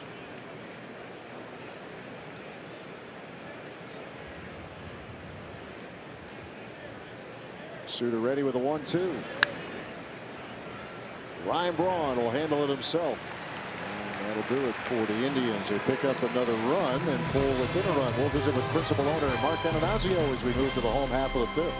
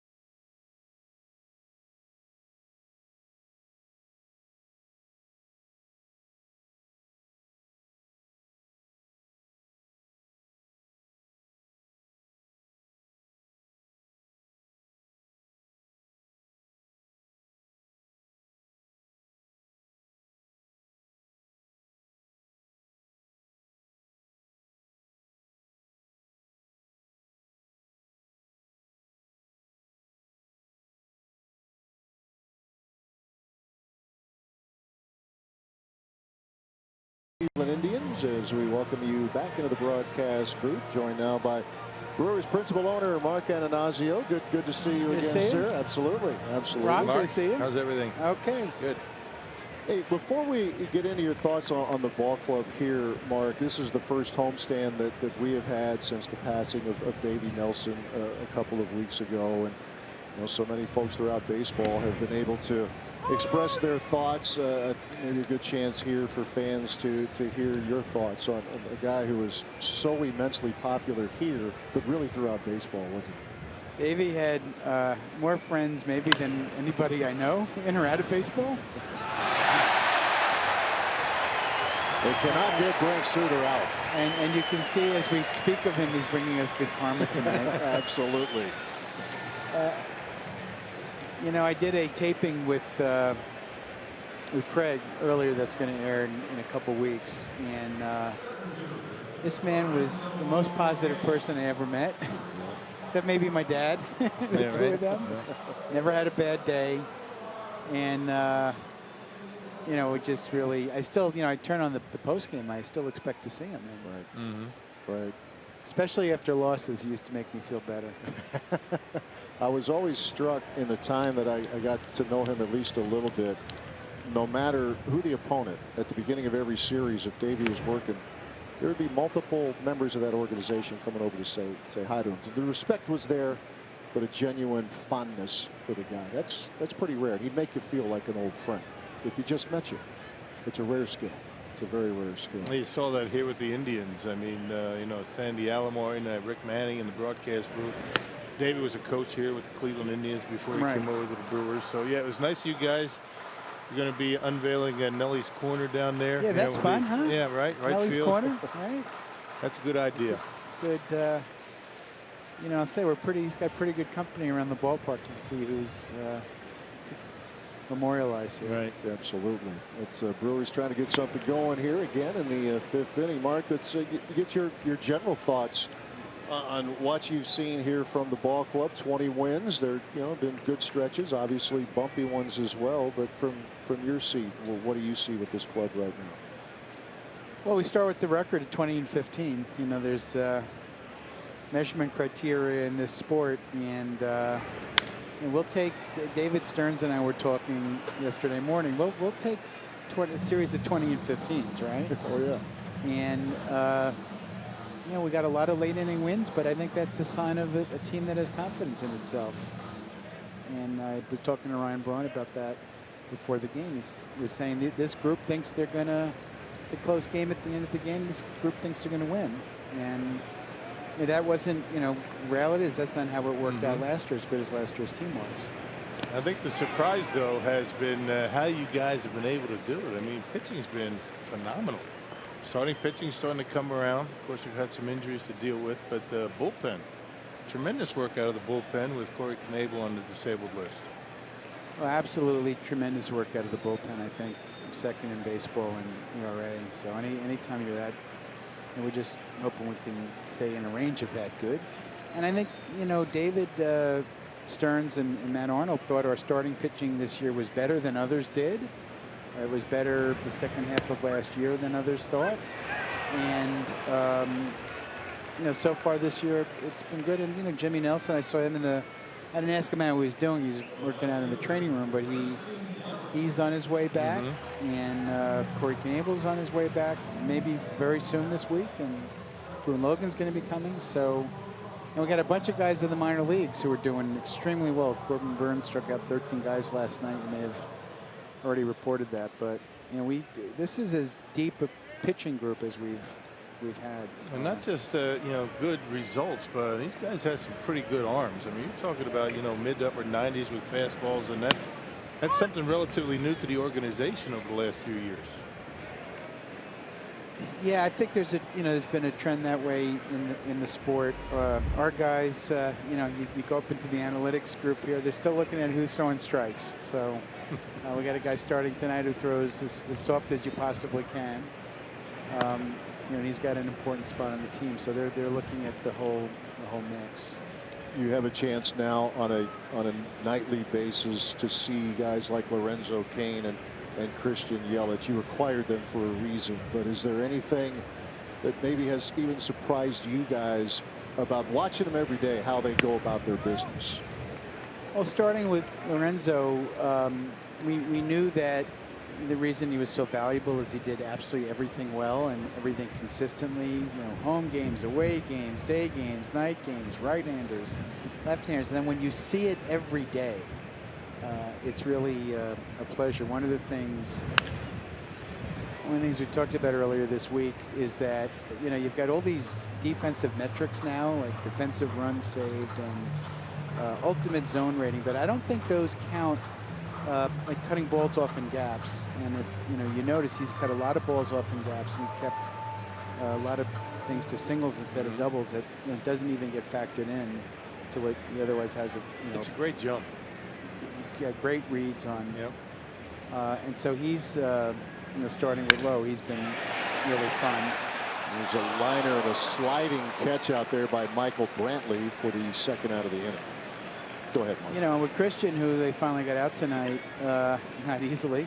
It's just great that we're going to have him for, what is it, 5 years still. And he is just approaching his peak. We're not even sure we've seen the best of Christian Yelich yet. And, it's a whole different lineup with those two in it. So it's, wow, really fun. What can I say? You and Debbie been relatively patient back there watching, or are you getting a little bit anxious? I think that while the last at-bat wins, it gets tense there. Right. Well, what I'm saying is, it seems like everybody's bunched up. I mean, nobody's really taken off quite yet. You kind of just tread water for a while and make a run, right? And that's what you guys are waiting for.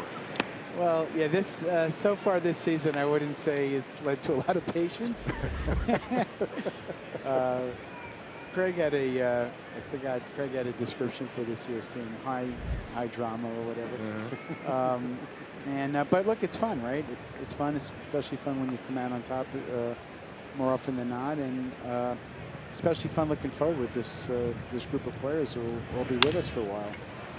There's a comebacker back to Corey Kluber that will end the inning. Well, Mark, we appreciate you coming up here as always. And team's off at 20 wins, you said. That's a good place to start. So second most wins in the National League. Take that, absolutely. Good to see you. Take care. All right. Thanks, Mark. Principal owner Mark Ananazio joining us here in the booth as we move on. Brewers in the lead here at Miller Park.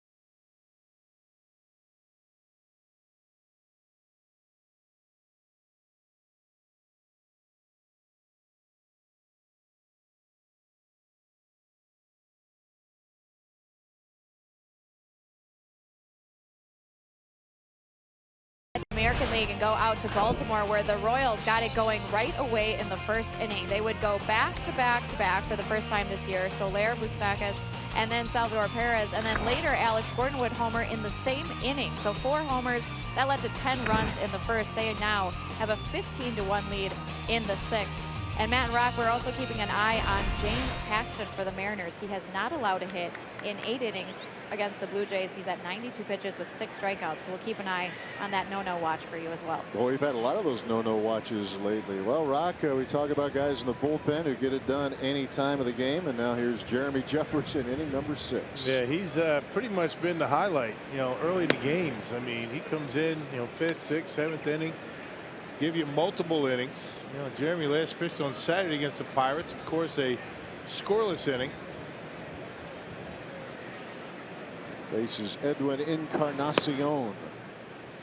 An article today about Jeremy, talking about his confidence and the way he's been able to use 3 different pitches now. He used to be a 2-pitch guy. Now he's got that split change, and it has completely changed the way he goes about his business. He's got the confidence with it since coming back up here.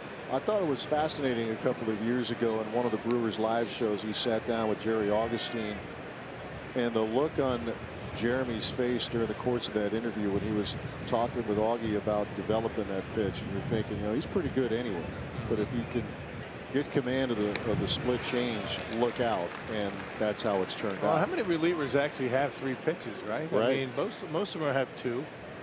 Fastball curve, fastball split, fastball slider, but he's got the 3, and 2 of the off-speed pitches, probably the best. And he gets Encarnacion.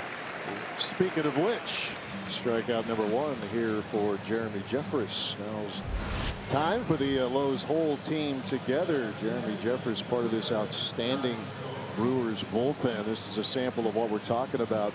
ERAs of under 2. And Jeffress at 0.48. And Albers, Hader, and Dan Jennings also sub-2, and others not far from it. Got to be strange for him to come in with nobody on base. Yeah, he needs trouble, right? And then you think of, not that you want to get any right now, but recently what stood out was his effort in Cincinnati in a 1-run game. He comes in the 8th inning, runners at the corners. He gets Votto, punches him out, and then a tough play. The final at bat of the inning, Ryan Braun, who had just been inserted at first base. Good little PFP right there. They're covering Jeffress, and Jeremy took care of business in the 9th. He's been great part of a very good bullpen. Yan Gomes at the plate. And you compare that to what's been going on with the Indians, right? I mean, they lose probably their most important piece to their bullpen, Andrew Miller, on the disabled list, and those guys have kind of been having a difficult time, to say the least. Another blown save on Sunday against the Yankees for Francona's team, but you're right, an ERA in the time since Miller went out with the hamstring injury, ERA of more than 10. Yeah, and you compare that to what the Brewers bullpen has been able to do in the absence of Corey Knebel.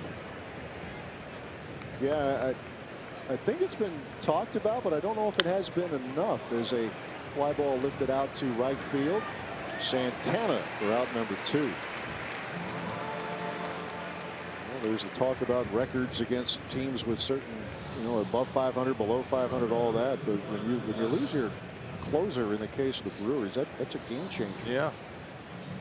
But they're weathering through that right now. And the good news is, on a night where we've had a lot of unfortunate injury news, but Knebel is going to be back, it looks like, sooner than most had expected. There he is. He's out in the pen. There are certain moments of a game, any game, but especially in this ballpark, in a save situation, and he comes out. That can be pretty electric in here. So we look forward to that day soon. Brandon Guyer with 2 outs and the base is empty. Just for accuracy, he's in the pen but not active. Correct. Just hanging out with his buddies. Yep.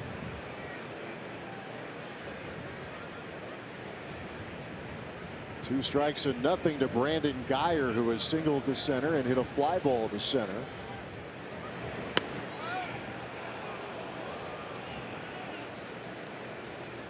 Missing away, a ball, 2 strikes. Bit of a contrast in styles here. Brett Suter and Jeremy Jeffress. A little difference in velocity. Just a touch. Here's the 1-2. Suter goes 4 2/3, 5 hits, 2 runs, 2 solo homers, 1 walk. He struck out 5. Came in the 4th batter of the game when Wade Miley went out with the oblique injury. And that will do it for the Indians in the 6th. Couple of strikeouts for Jeremy Jeffress, who keeps rolling along. 3-2 Brewers in the 6th.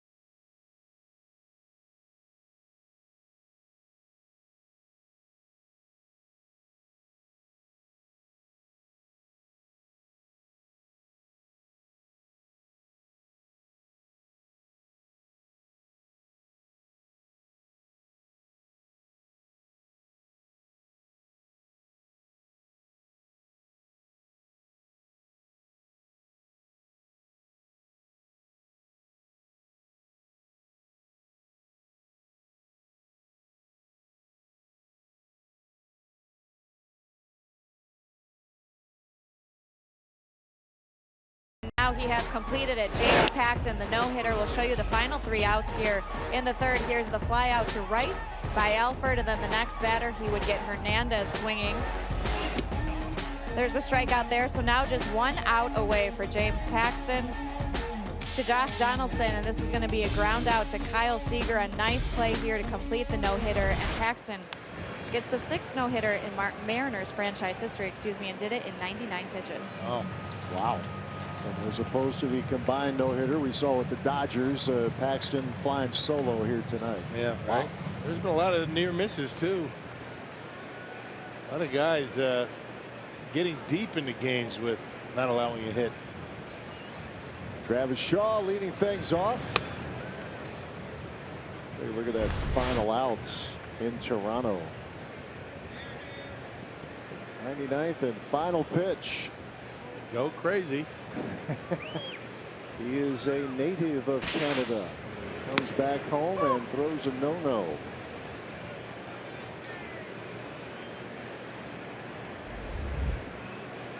Shaw got the scoring started in the 1st inning. Home run power tonight as Shaw pops this one up. That'll be Ramirez for out number 1.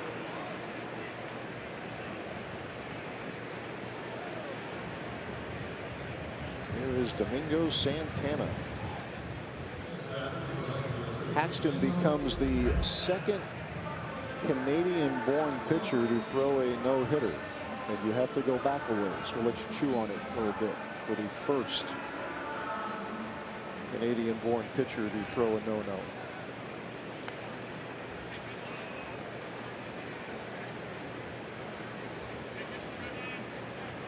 Those no-hitters that Sophia was talking about in Mariners history. That's the 1st one thrown on the road, by the way. Here's Domingo Santana. Ground ball and a walk. They dig up everything, don't they? They get it all. They get it all.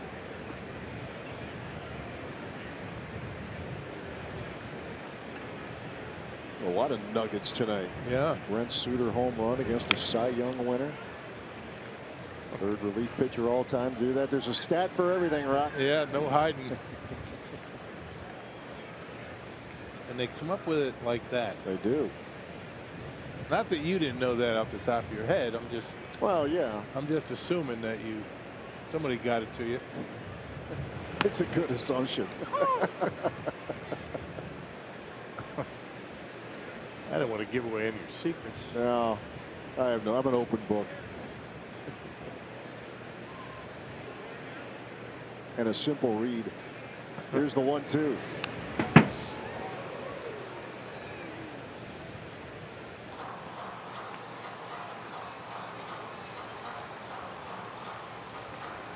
A little 5-game streak going for Santana. He's now 8 for 19 in that stretch. The 4 RBIs in that stretch. That has doubled his RBI total for the year.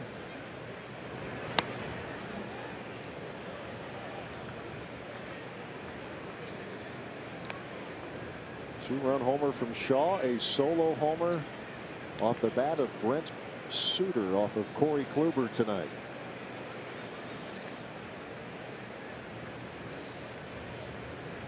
The 2-2. There's a strikeout for Kluber, out number 2. Yeah, breaking ball got him. Hey, tonight's Tavern of the Game winner, CJ Sports Bar in Milwaukee. If they call the Brewers by 10 o'clock tomorrow morning, they get 40 tickets to a Friday night game in the Miller Lite Beer Pen. This offer courtesy of the Tavern League of Wisconsin and Miller Lite.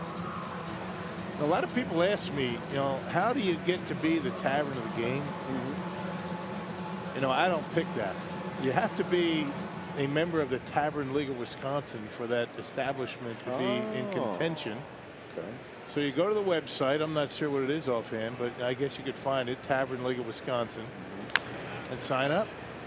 So you don't pick them? I don't. Breaking news. Have to be in the Tavern League to qualify. I'm going to chew on that for a while too. Brewers quit calling me. Brewers go down in order. Rock's number is never mind.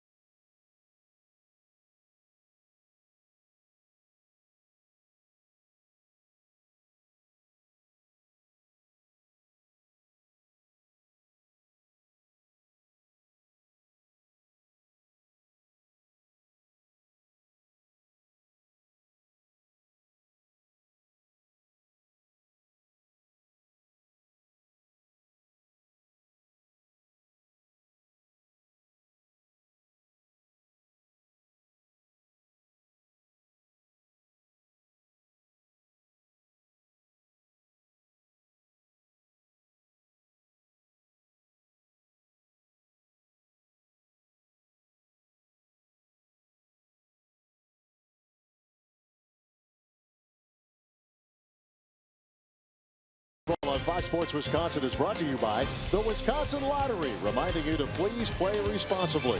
By Ascension, coming together to give healthcare a better name. We are Ascension. And by Pepsi, this is the Pepsi for your crew.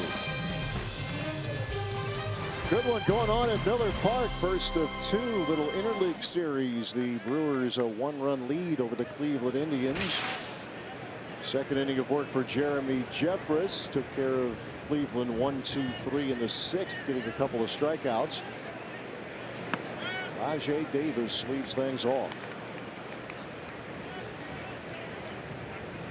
Davis a single to right, struck out in the 4th inning.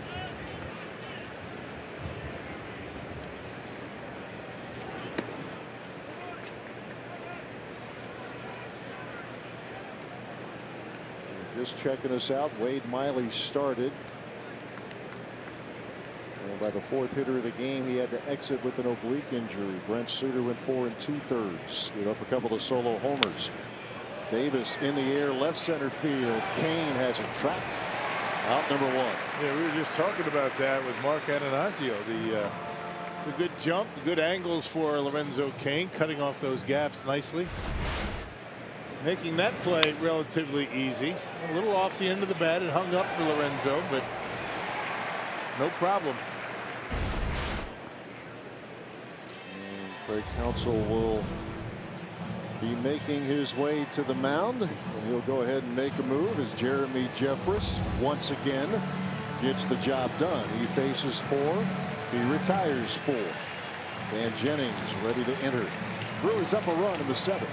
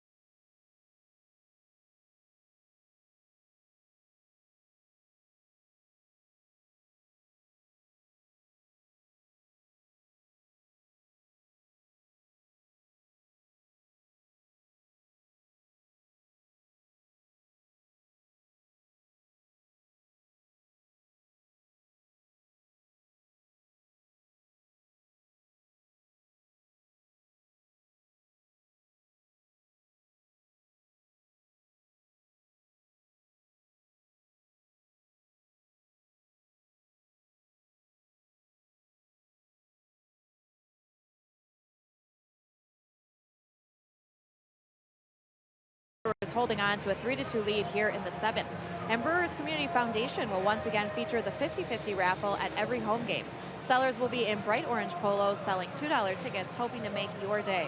One winner per game will take home 50% of the day's proceeds, and the other 50% will support children and their families in greater Milwaukee and Wisconsin. All right, Sophia, thank you very much. Dan Jennings now on the mound here for the Brew Crew with 1 out, bases empty in the 7th. Yeah, he's been very good as well. As you can see, a 193 earned run average. 18th game for Dan Jennings. And we last saw Jennings in a game on Wednesday against the Reds. Scoreless inning. And he will face Yonder Alonso, who will be pinch hitting for Corey Kluber. And this will mark Kluber's shortest start of this season, 6 innings. Great Counsell going with Jennings. You've got the left-handed pinch hitter. Then you got switch hitters and lefties coming up. 4 in a row after Alonso.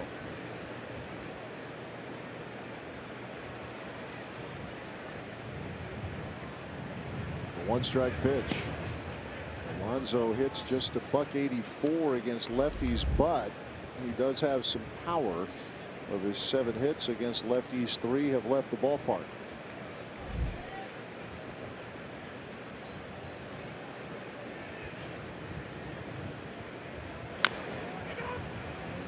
Chops this one to Ryan Braun. He'll handle it himself for out number 2. Well, we mentioned the ninth is done for Kluber, and it's still a quality start for him.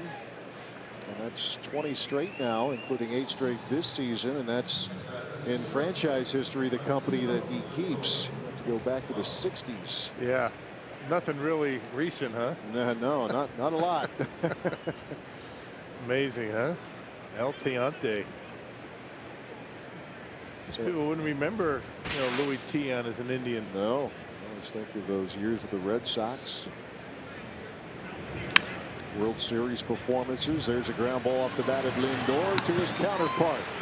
And the combo of Jeffress and Jennings, they put together a 1-2-3 inning stretch time at Miller Park. Brewers up a run.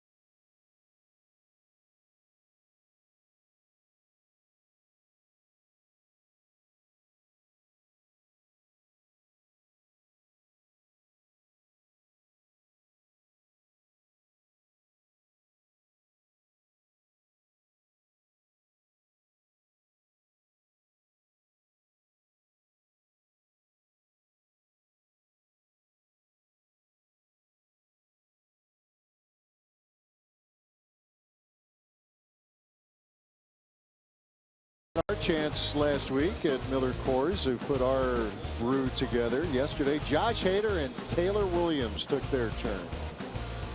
I don't recall getting one of those Miller Lite shirts. Did you get one? Noticed that too. Or did you get 2 of them? No, yeah, I got 2. Oh, did you want one? That looks cool. Those are nice, man. I made a couple calls here. I think they're playing favorites. Got the big contest coming up in July. I know, man. I'm talking to Josh about that today. He's, kind of telling me their recipe, what they were putting together, and did he tell you who gave him the shirt? No, as a matter of fact. I have to bring that up tomorrow. Ours must be in the mail. Yeah. It's going to get here any day now. Manny Pena leading things off here in the bottom of the 7th.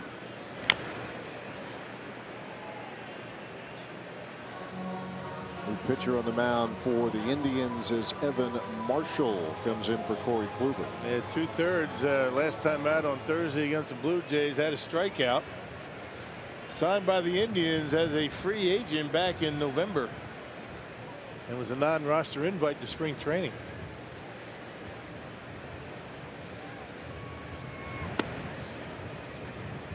Bottom of the order here for the Brewers.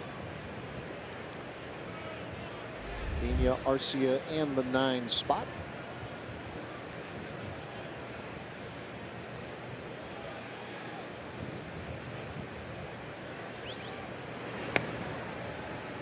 Two balls, 1 strike. Corey Kluber, 6 innings, 5 hits, 3 runs, all earned. 2-run homer from Shaw, solo shot from Brent Suter. A walk and 4 strikeouts.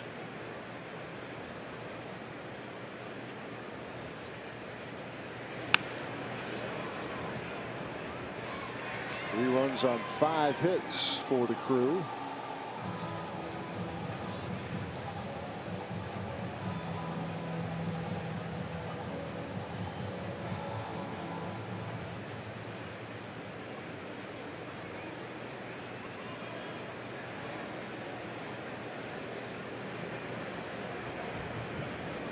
Two pitch on the way.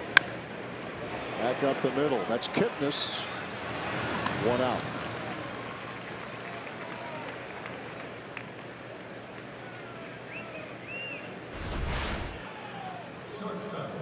They're going right back up the middle on it. It's got a funky delivery, kind of like a high herky-jerky sidearm delivery. And right-handers have to really concentrate on staying closed.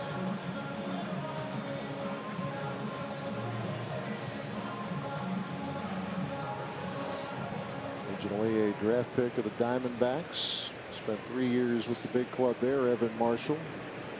The Mariners a year ago. Strike to Arcia.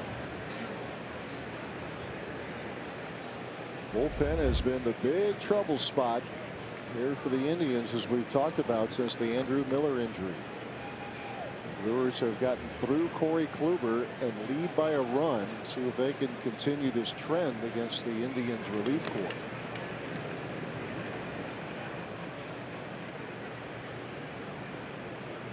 And a 4-run lead slip away. You're looking at Oliver Drake there to the right of your screen. Now a Cleveland Indian.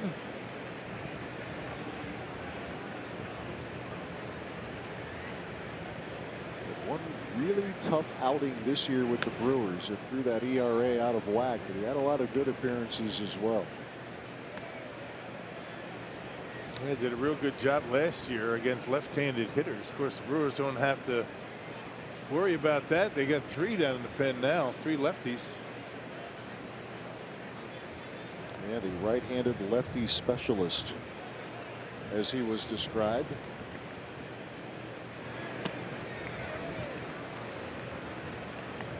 Three and 1 now to Arcia.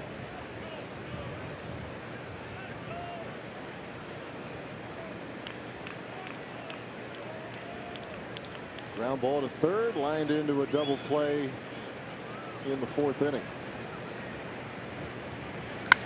This is hit well into center field. Davis on the run, and he'll catch up to it at the track. Out number 2. Yeah, Arcia hit that one right on the barrel. That was a nice swing. You like to see that, going back through the middle with it. Pena robbed of a base hit. Arcia hit it well to center.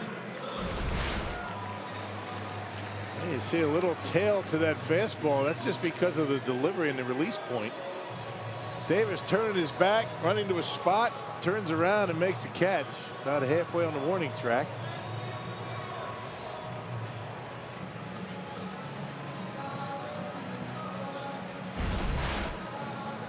Loud outs, 2 men out, the base is empty. A mound visit.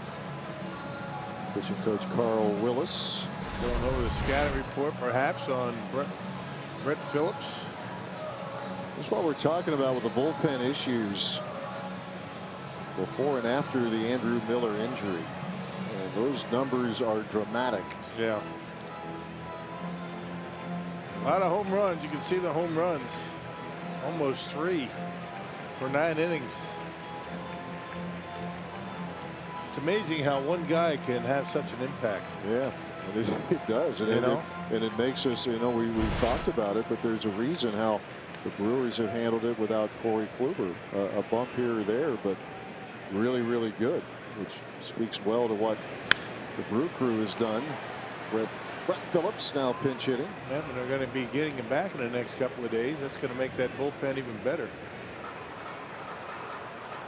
And the thought is the Indians will be getting Miller back shortly as well.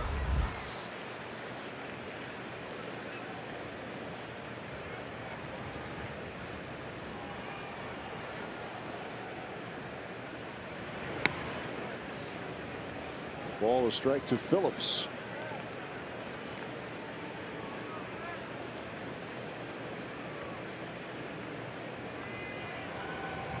Jefferson Jennings combining here so far in relief of Brent Suter, who relieved Wade Miley to begin the game. Well, because Miley started, only went a third of an inning.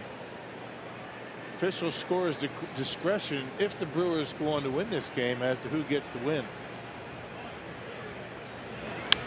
Phillips back up the middle, and that's through. There's a base hit for Phillips with 2 men out of the 7th inning. Well, he needed that. Good job by the Brewers taking Marshall back through the middle. All 3 hitters in this inning have gone into center field.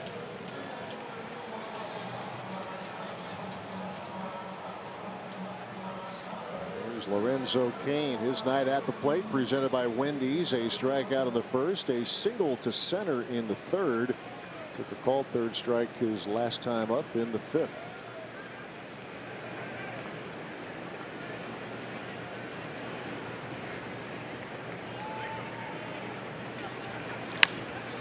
A bouncer over to Ramirez. And that'll do it for the Brewers in the 7th. We are through 7. First of 2 of the Indians. Brewers still leading 3-2.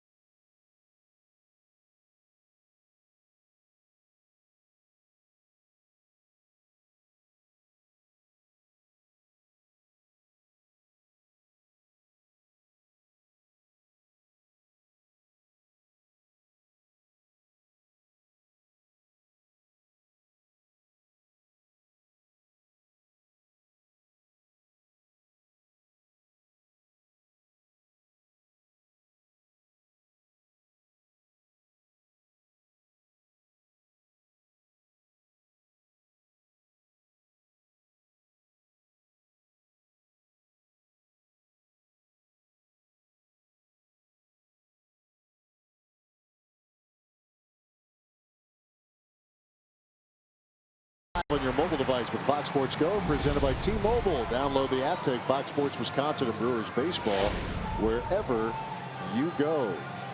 3-2 Milwaukee, 8th inning here at Miller Park on a beautiful evening again. Roof is open once again. Now on the mound, here he is, Josh Hader. Well, you can see his numbers. Look at the strikeouts. I mean, we've been talking about him all year. Outstanding work. He's only allowed 6 hits all season at .078 opponent batting average, and he's got the 180 earned run average. That's some couple of lefties and a switch hitter to deal with here in the 8th. First lefty is the second baseman Jason Kipnis. Hader slings one in there at 95.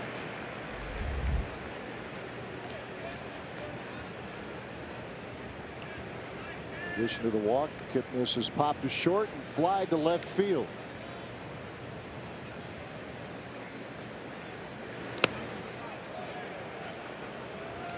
Just good, really good command of that fastball. Well, all season long, you see Manny Pena sitting up in the outside corner. More times than not, he puts it right there.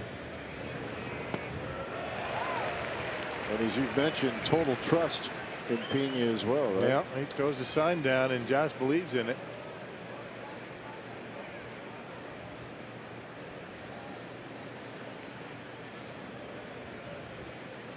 There's the 1-2, and there's the slider, and there's out number 1. Throwing more and more of those sliders each and every time out. I mean, you know, he's got 2 pitches that he feels like he can throw anytime. We've seen him throw that slider on 3-2 counts in tough spots, and you don't often see Kipnis swinging a pitch that far off the plate. He's facing Jose Ramirez. He's a very tough customer to strike out.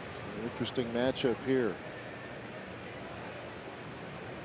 This is what opposing hitters do against Josh Hader. They swing and miss a lot, in case you were not aware. Ramirez, only Andrelton Simmons is tougher to strike out. Ramirez punches out once in every about 10.5 at bats. Simmons close to 1 every 15. This is popped up down the line. Tough play. Yelich, yes sir. Gold Glove good, and he comes through again.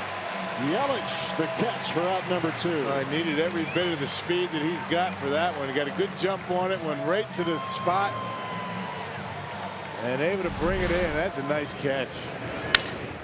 And it goes down on the ground, 2 hands it once it gets in the glove. A Badger Mutual Insurance play of the game. Not often do you have a defensive play like that as our Badger Mutual Insurance play of the game. Worthy. Josh Hader approves. Boy, is he fun to watch. Christian Yelich. Here's Michael Brantley. Hader misses with that slider.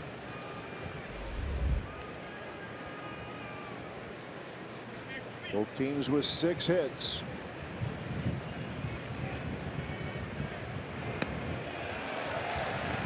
Nasty. Last year he'd never have done that with the sliders.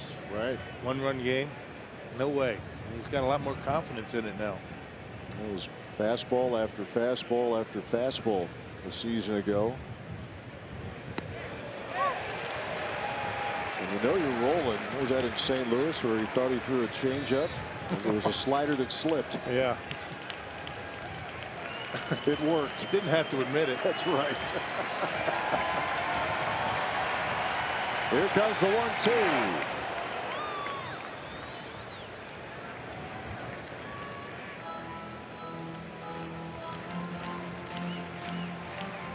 Left-handers coming into this appearance for Hader, hitting just .053 against him.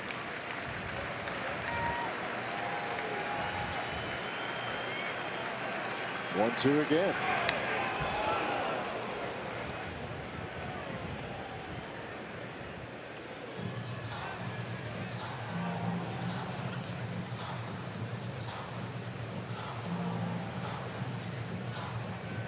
Brantley a grounder to second and a grounder to first in between a third inning walk. Hader looking for a 1-2-3 8th inning. In the air to center. He'll get that 1-2-3 inning as Kane will put it away. Only upset was he struck out just one. He won't complain. 3-2 Brewers, bottom of the 8th.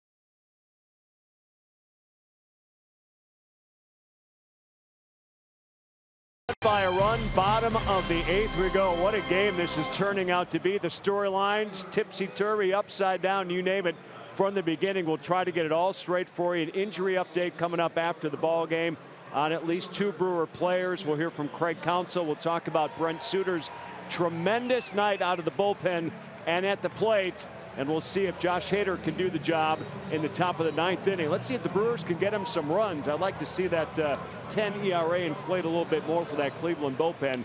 Fredert and the Medical College of Wisconsin brings us Brewers Live. Matt? All right, Craig, thank you very much. Christian Yelich leading things off.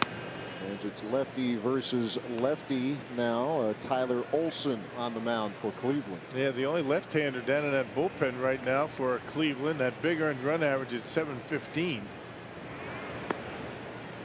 And maybe it very well be 1 and out. You got a right-hander getting loose. Yelich the only lefty for a while. Actually, Shaw coming up after Braun. Yeah, we'll see. His bullpen activity down there. He can often be that one guy kind of pitcher, the lefty 1 out guy. 2-1 the count to Yelich. There's a couple of hits tonight. Does Christian make it 3 back up the middle?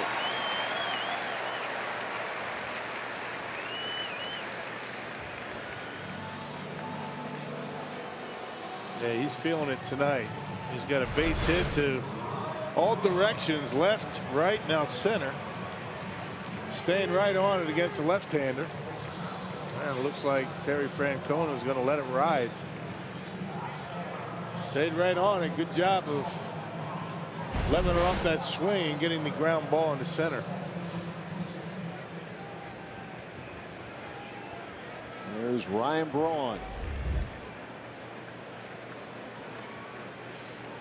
Looking for his first hit tonight.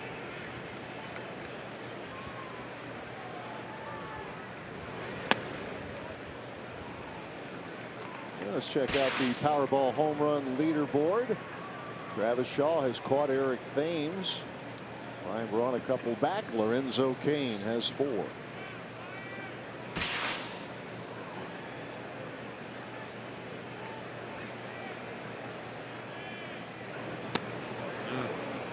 Bender there that Braun misses. He's 28 years old, Tyler Olson. Appeared in 30 games a year ago. Pretty good story. 3 years ago, he was designated for assignment by 3 different clubs during the course of the year. The Mariners, the Yankees, the Royals. First time with the Mariners, ended up being traded to the Dodgers. Then was dealt to the Yankees. Fought through all that, and here he is, a part of Terry Francona's bullpen. Sets things up quite a bit for Nick Goody, who is on the DL. Braun lines one into left field, and it's down. Yelich, the turn at second.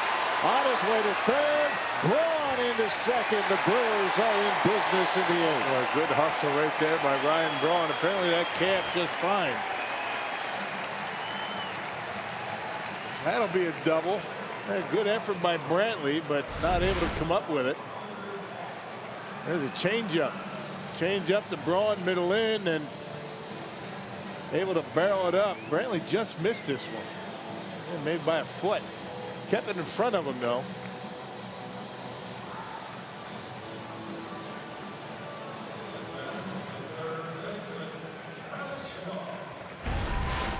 Well, the Brewers trying to get some of that insurance now. Up a run. Runners at second and third with nobody out. Well, Terry Francona bringing the infield in.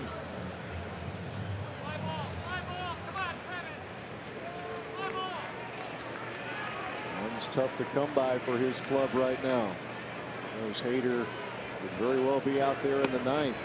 Third ball is in there for strike one.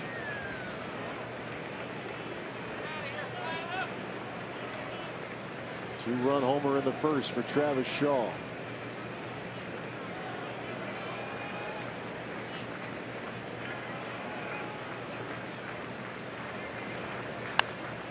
Pops this one up. Lindor will put it away for out number 1. That's a big out right there. Francona's got some options. He go to his right-hander. There's that big breaking ball up in the zone. It looked like Shaw saw it pretty well. Just popped it up. Surprised they don't walk Santana here to load the bases. Right. How's they gonna? Yep. Thinking the same thing, and that's exactly what Francona does. Switch hitting VR is next. Wheels turning here, bases loaded with 1 out. Chance to bust this open a little bit for Milwaukee. Still keeping the infield in. I guess they are. That's risky. It is. Of course, you got VR running, but he's batting from the right side. Takes him a little bit longer to get to first, but you figure it's tough to double up VR.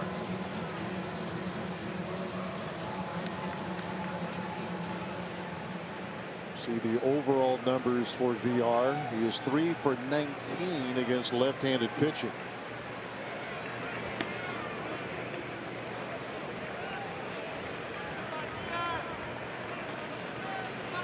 Yelich is single, Braun a double. An intentional walk to Domingo Santana.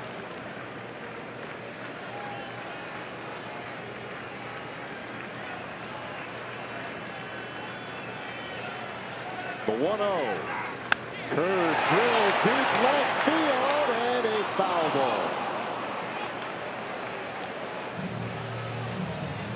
And Greg Counsell is showing good confidence in Jonathan VR here. That curve ball hanging up in his eye, just couldn't wait back long enough.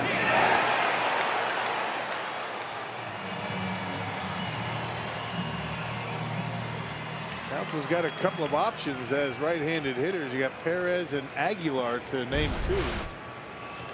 Letting it ride with Jonathan here. The 1-1. VR coming in when Nick Franklin was injured. Had to leave the game in the 4th inning. You see the splits. That 1 home run came at Citi Field.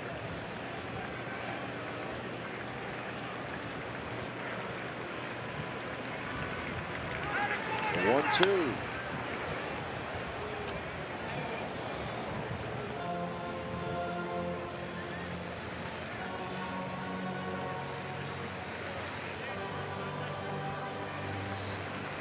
VR struggles against lefties. Olson struggles against right-handed hitters. We'll see what gives.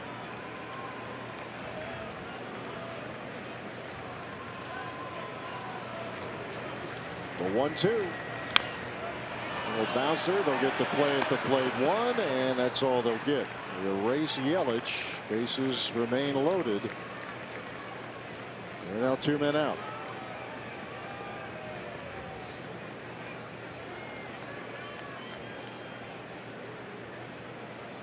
Now Francona's like he's going to go ahead and make a move as the Brewers are in danger of missing a big opportunity. Pitching change at Miller Park. Bases loaded, 2 outs. Brewers up a run.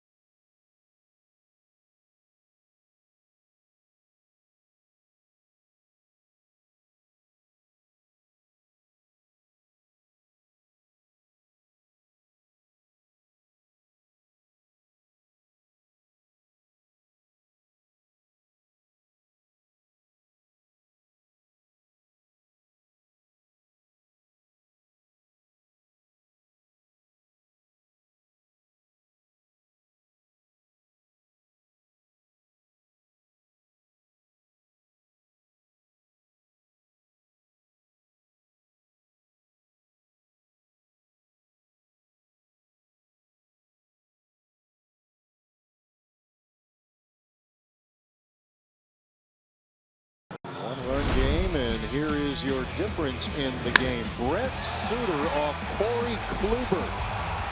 Yes, you heard it right. Powerball home run count, #1 on the year, on the career of Brent Suter, and he goes deep against a Cy Young winner. Difference in the game. Go figure. Yep. That's why you don't play the game on paper. Exactly right. Right? Here is Zach McAllister.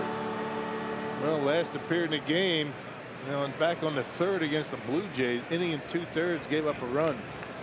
See, his number is not very good. Faces Manny Pena with the bases full.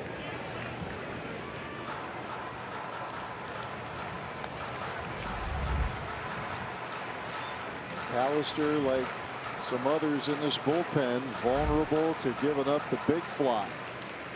He's allowed 4 of them this season coming out of the Indians bullpen in 14 appearances.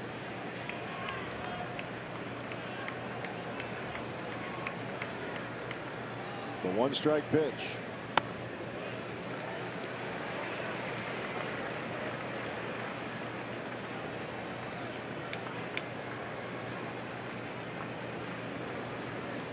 Right now they'll take a single.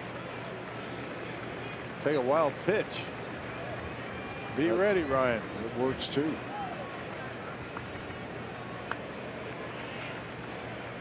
A 1-1.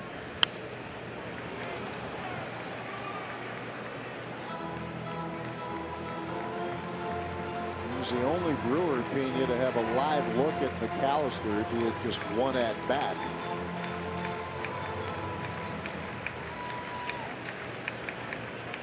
.30-year-old out of Peoria, Illinois. Former starter, transitioned to the bullpen back in 2014. The 1-2. Throws hard, 97. And all fastballs so far to Manny.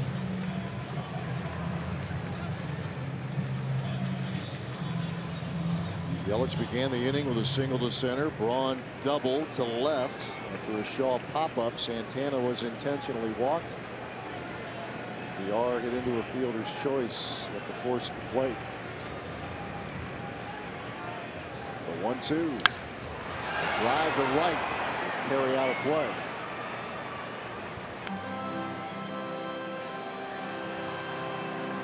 He's homered 3 times this year. Pena has driven in 6.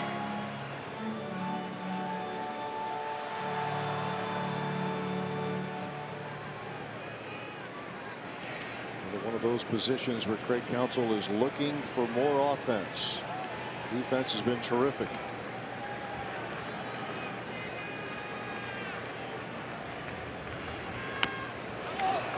Chopper foul. Yeah, first breaking pitch. Oh, the slider, Manny able to get a piece of it.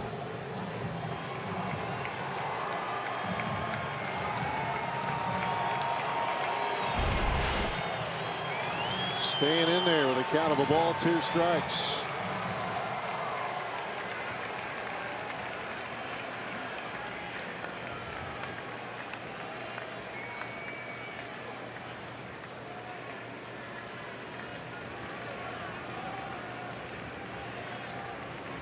Now the 1-2. Yeah, that didn't miss by much. Risky take, but it worked. 97 on that offering from Zach McAllister.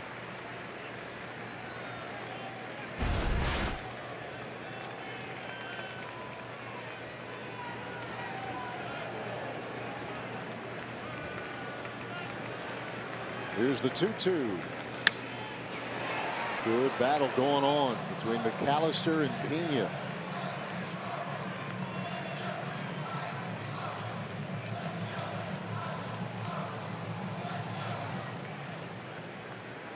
Let's see if he tries another slider.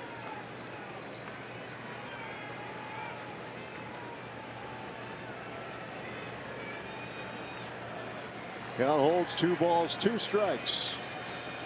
9th pitch of the at-bat coming up.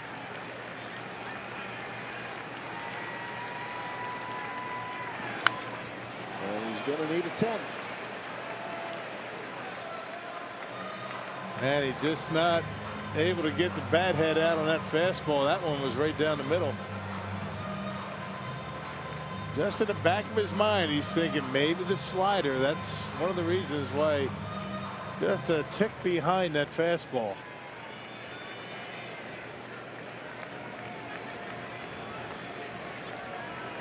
Pitch number 10. McAllister versus Pena.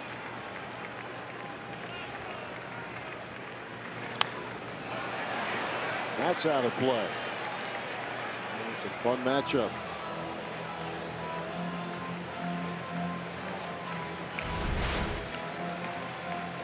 And another fastball. This one up. Still alive.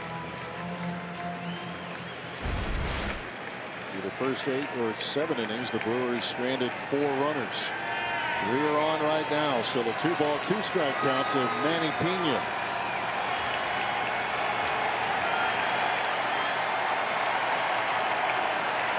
Here comes pitch number 11.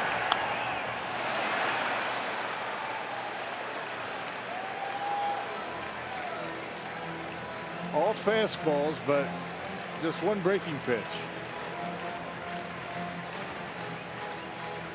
11 pitches, 10 of them fastballs.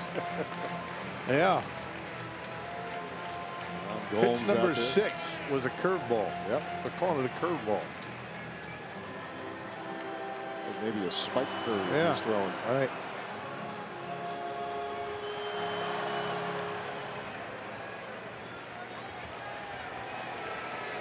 A couple of weeks ago for Aguilar, a little different situation. It was the 13th pitch that he drove out of here. McAllister ready to bring pitch number 12. Popped up. And there will be room. And he dropped the ball. And a 13th pitch will be required as Encarnacion unable to secure it. Well, make him pay. Not sure they're going to charge him with an error, but certainly should have ended the inning. He wasn't as close to the fence as he thought he was. He reached for it, just flat missed it.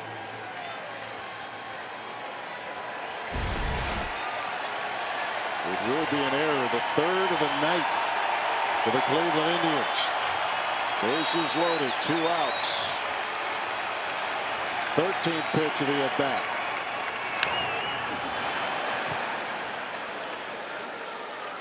Make it 14.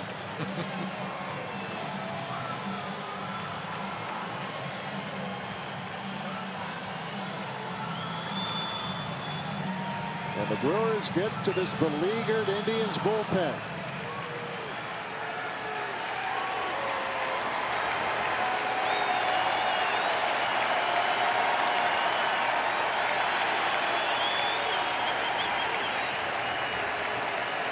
Pitch number 14.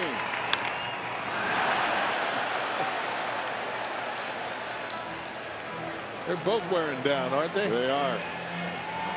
This next one's the one that he drives. Another fastball. Check it out. I mean, you're literally talking right down the middle.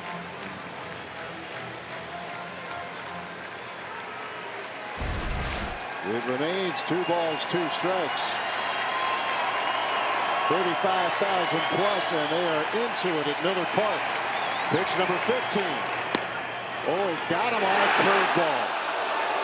Big time pitch by Zach McAllister.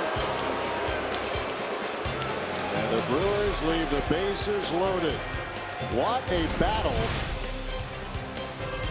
And then here comes the curve. And this game moves to the 9th inning in Milwaukee with the Brewers up a run.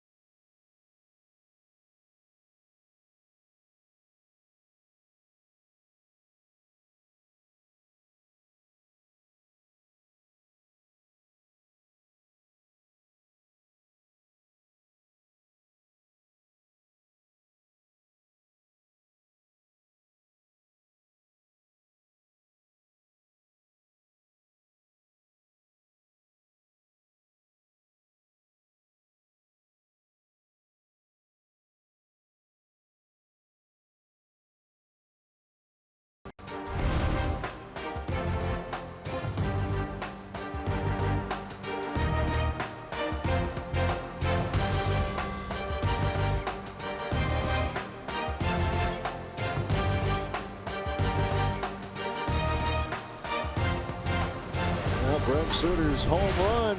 Brewers trying to make that hold up as we move to the 9th inning. Josh Hader trying to lock this one down as he faces Edwin Encarnacion.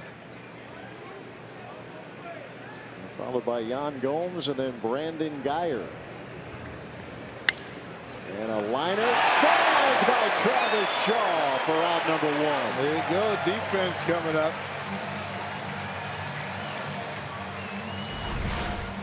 First it was Yelich out and left. Now it's Shaw. Reaction play. Angles back and able to grab it.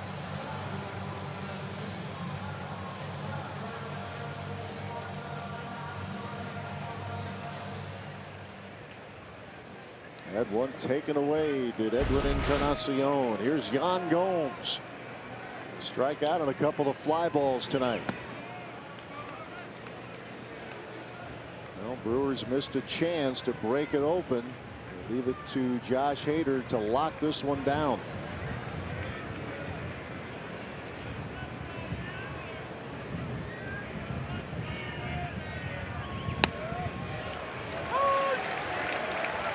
Ball a strike to the Indians catcher.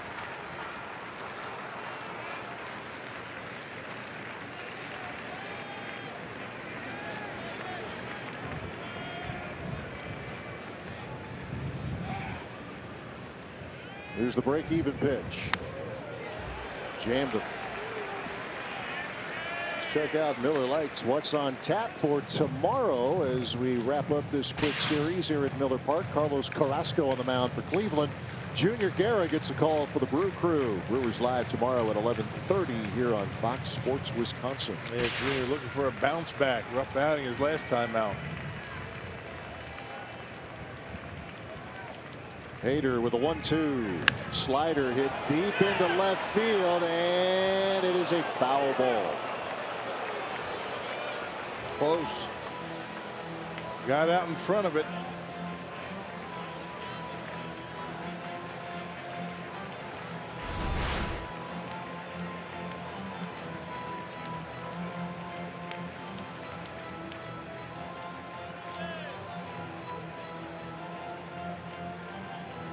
Jones has homered 4 times this season, 14 a year ago.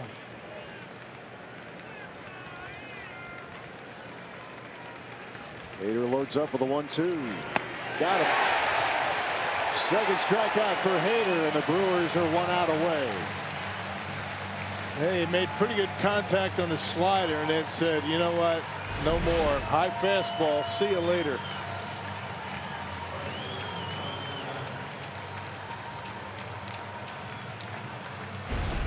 Went back to what got him here.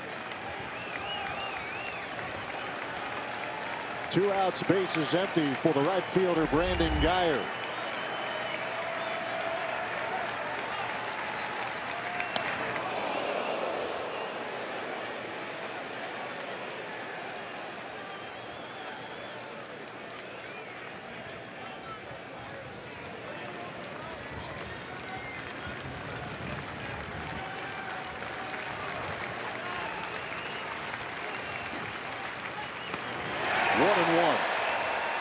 Blow by at 95. Nice to have that in your back pocket with that release point. Just let it fly. Break even pitch.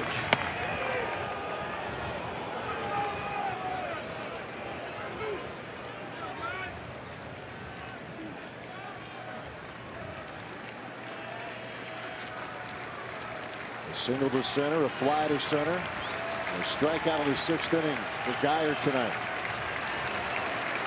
Here's the 2-1.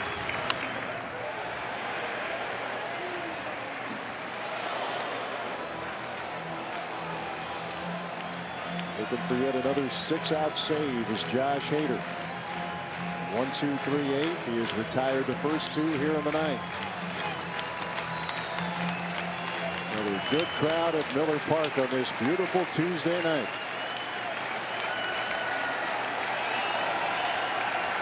The 2-2 popped him up and will carry out of play.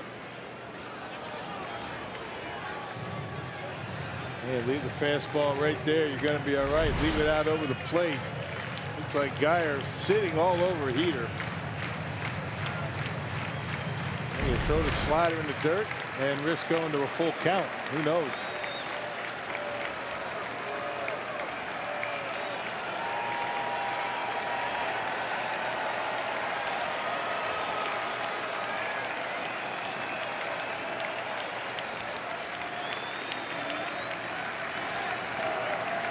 The 2-2 pitch. Got him. And no, he didn't. Yep, he did. Popped out of the middle. Pena, he applies the tag. And Josh Hader, another 6-out save. And 3 more punch outs in the process. Brewers take the opener. Yeah, secret weapon. I tell you, they did what they had to do. They got the Kluber early. And the pitching staff once again able to hold on. How about Brent Suter in the bullpen? Wade Miley only going the third of an inning. Outstanding work here tonight. Yeah, Brent Suter 4 2/3, gives up a couple of runs and hits a home run. Good way to start this quick 2-game interleague series as the Brewers take the opener 3-2. Let's send it down to Craig Kashawn and Brewers Live. All right, Matt, thanks very much. Another team victory. They're starting to put those together. That kind of style. We'll talk about it. The big save for Hader and Brent Suter. What a performance on the mound and the plate. Coming up next on Brewers Live.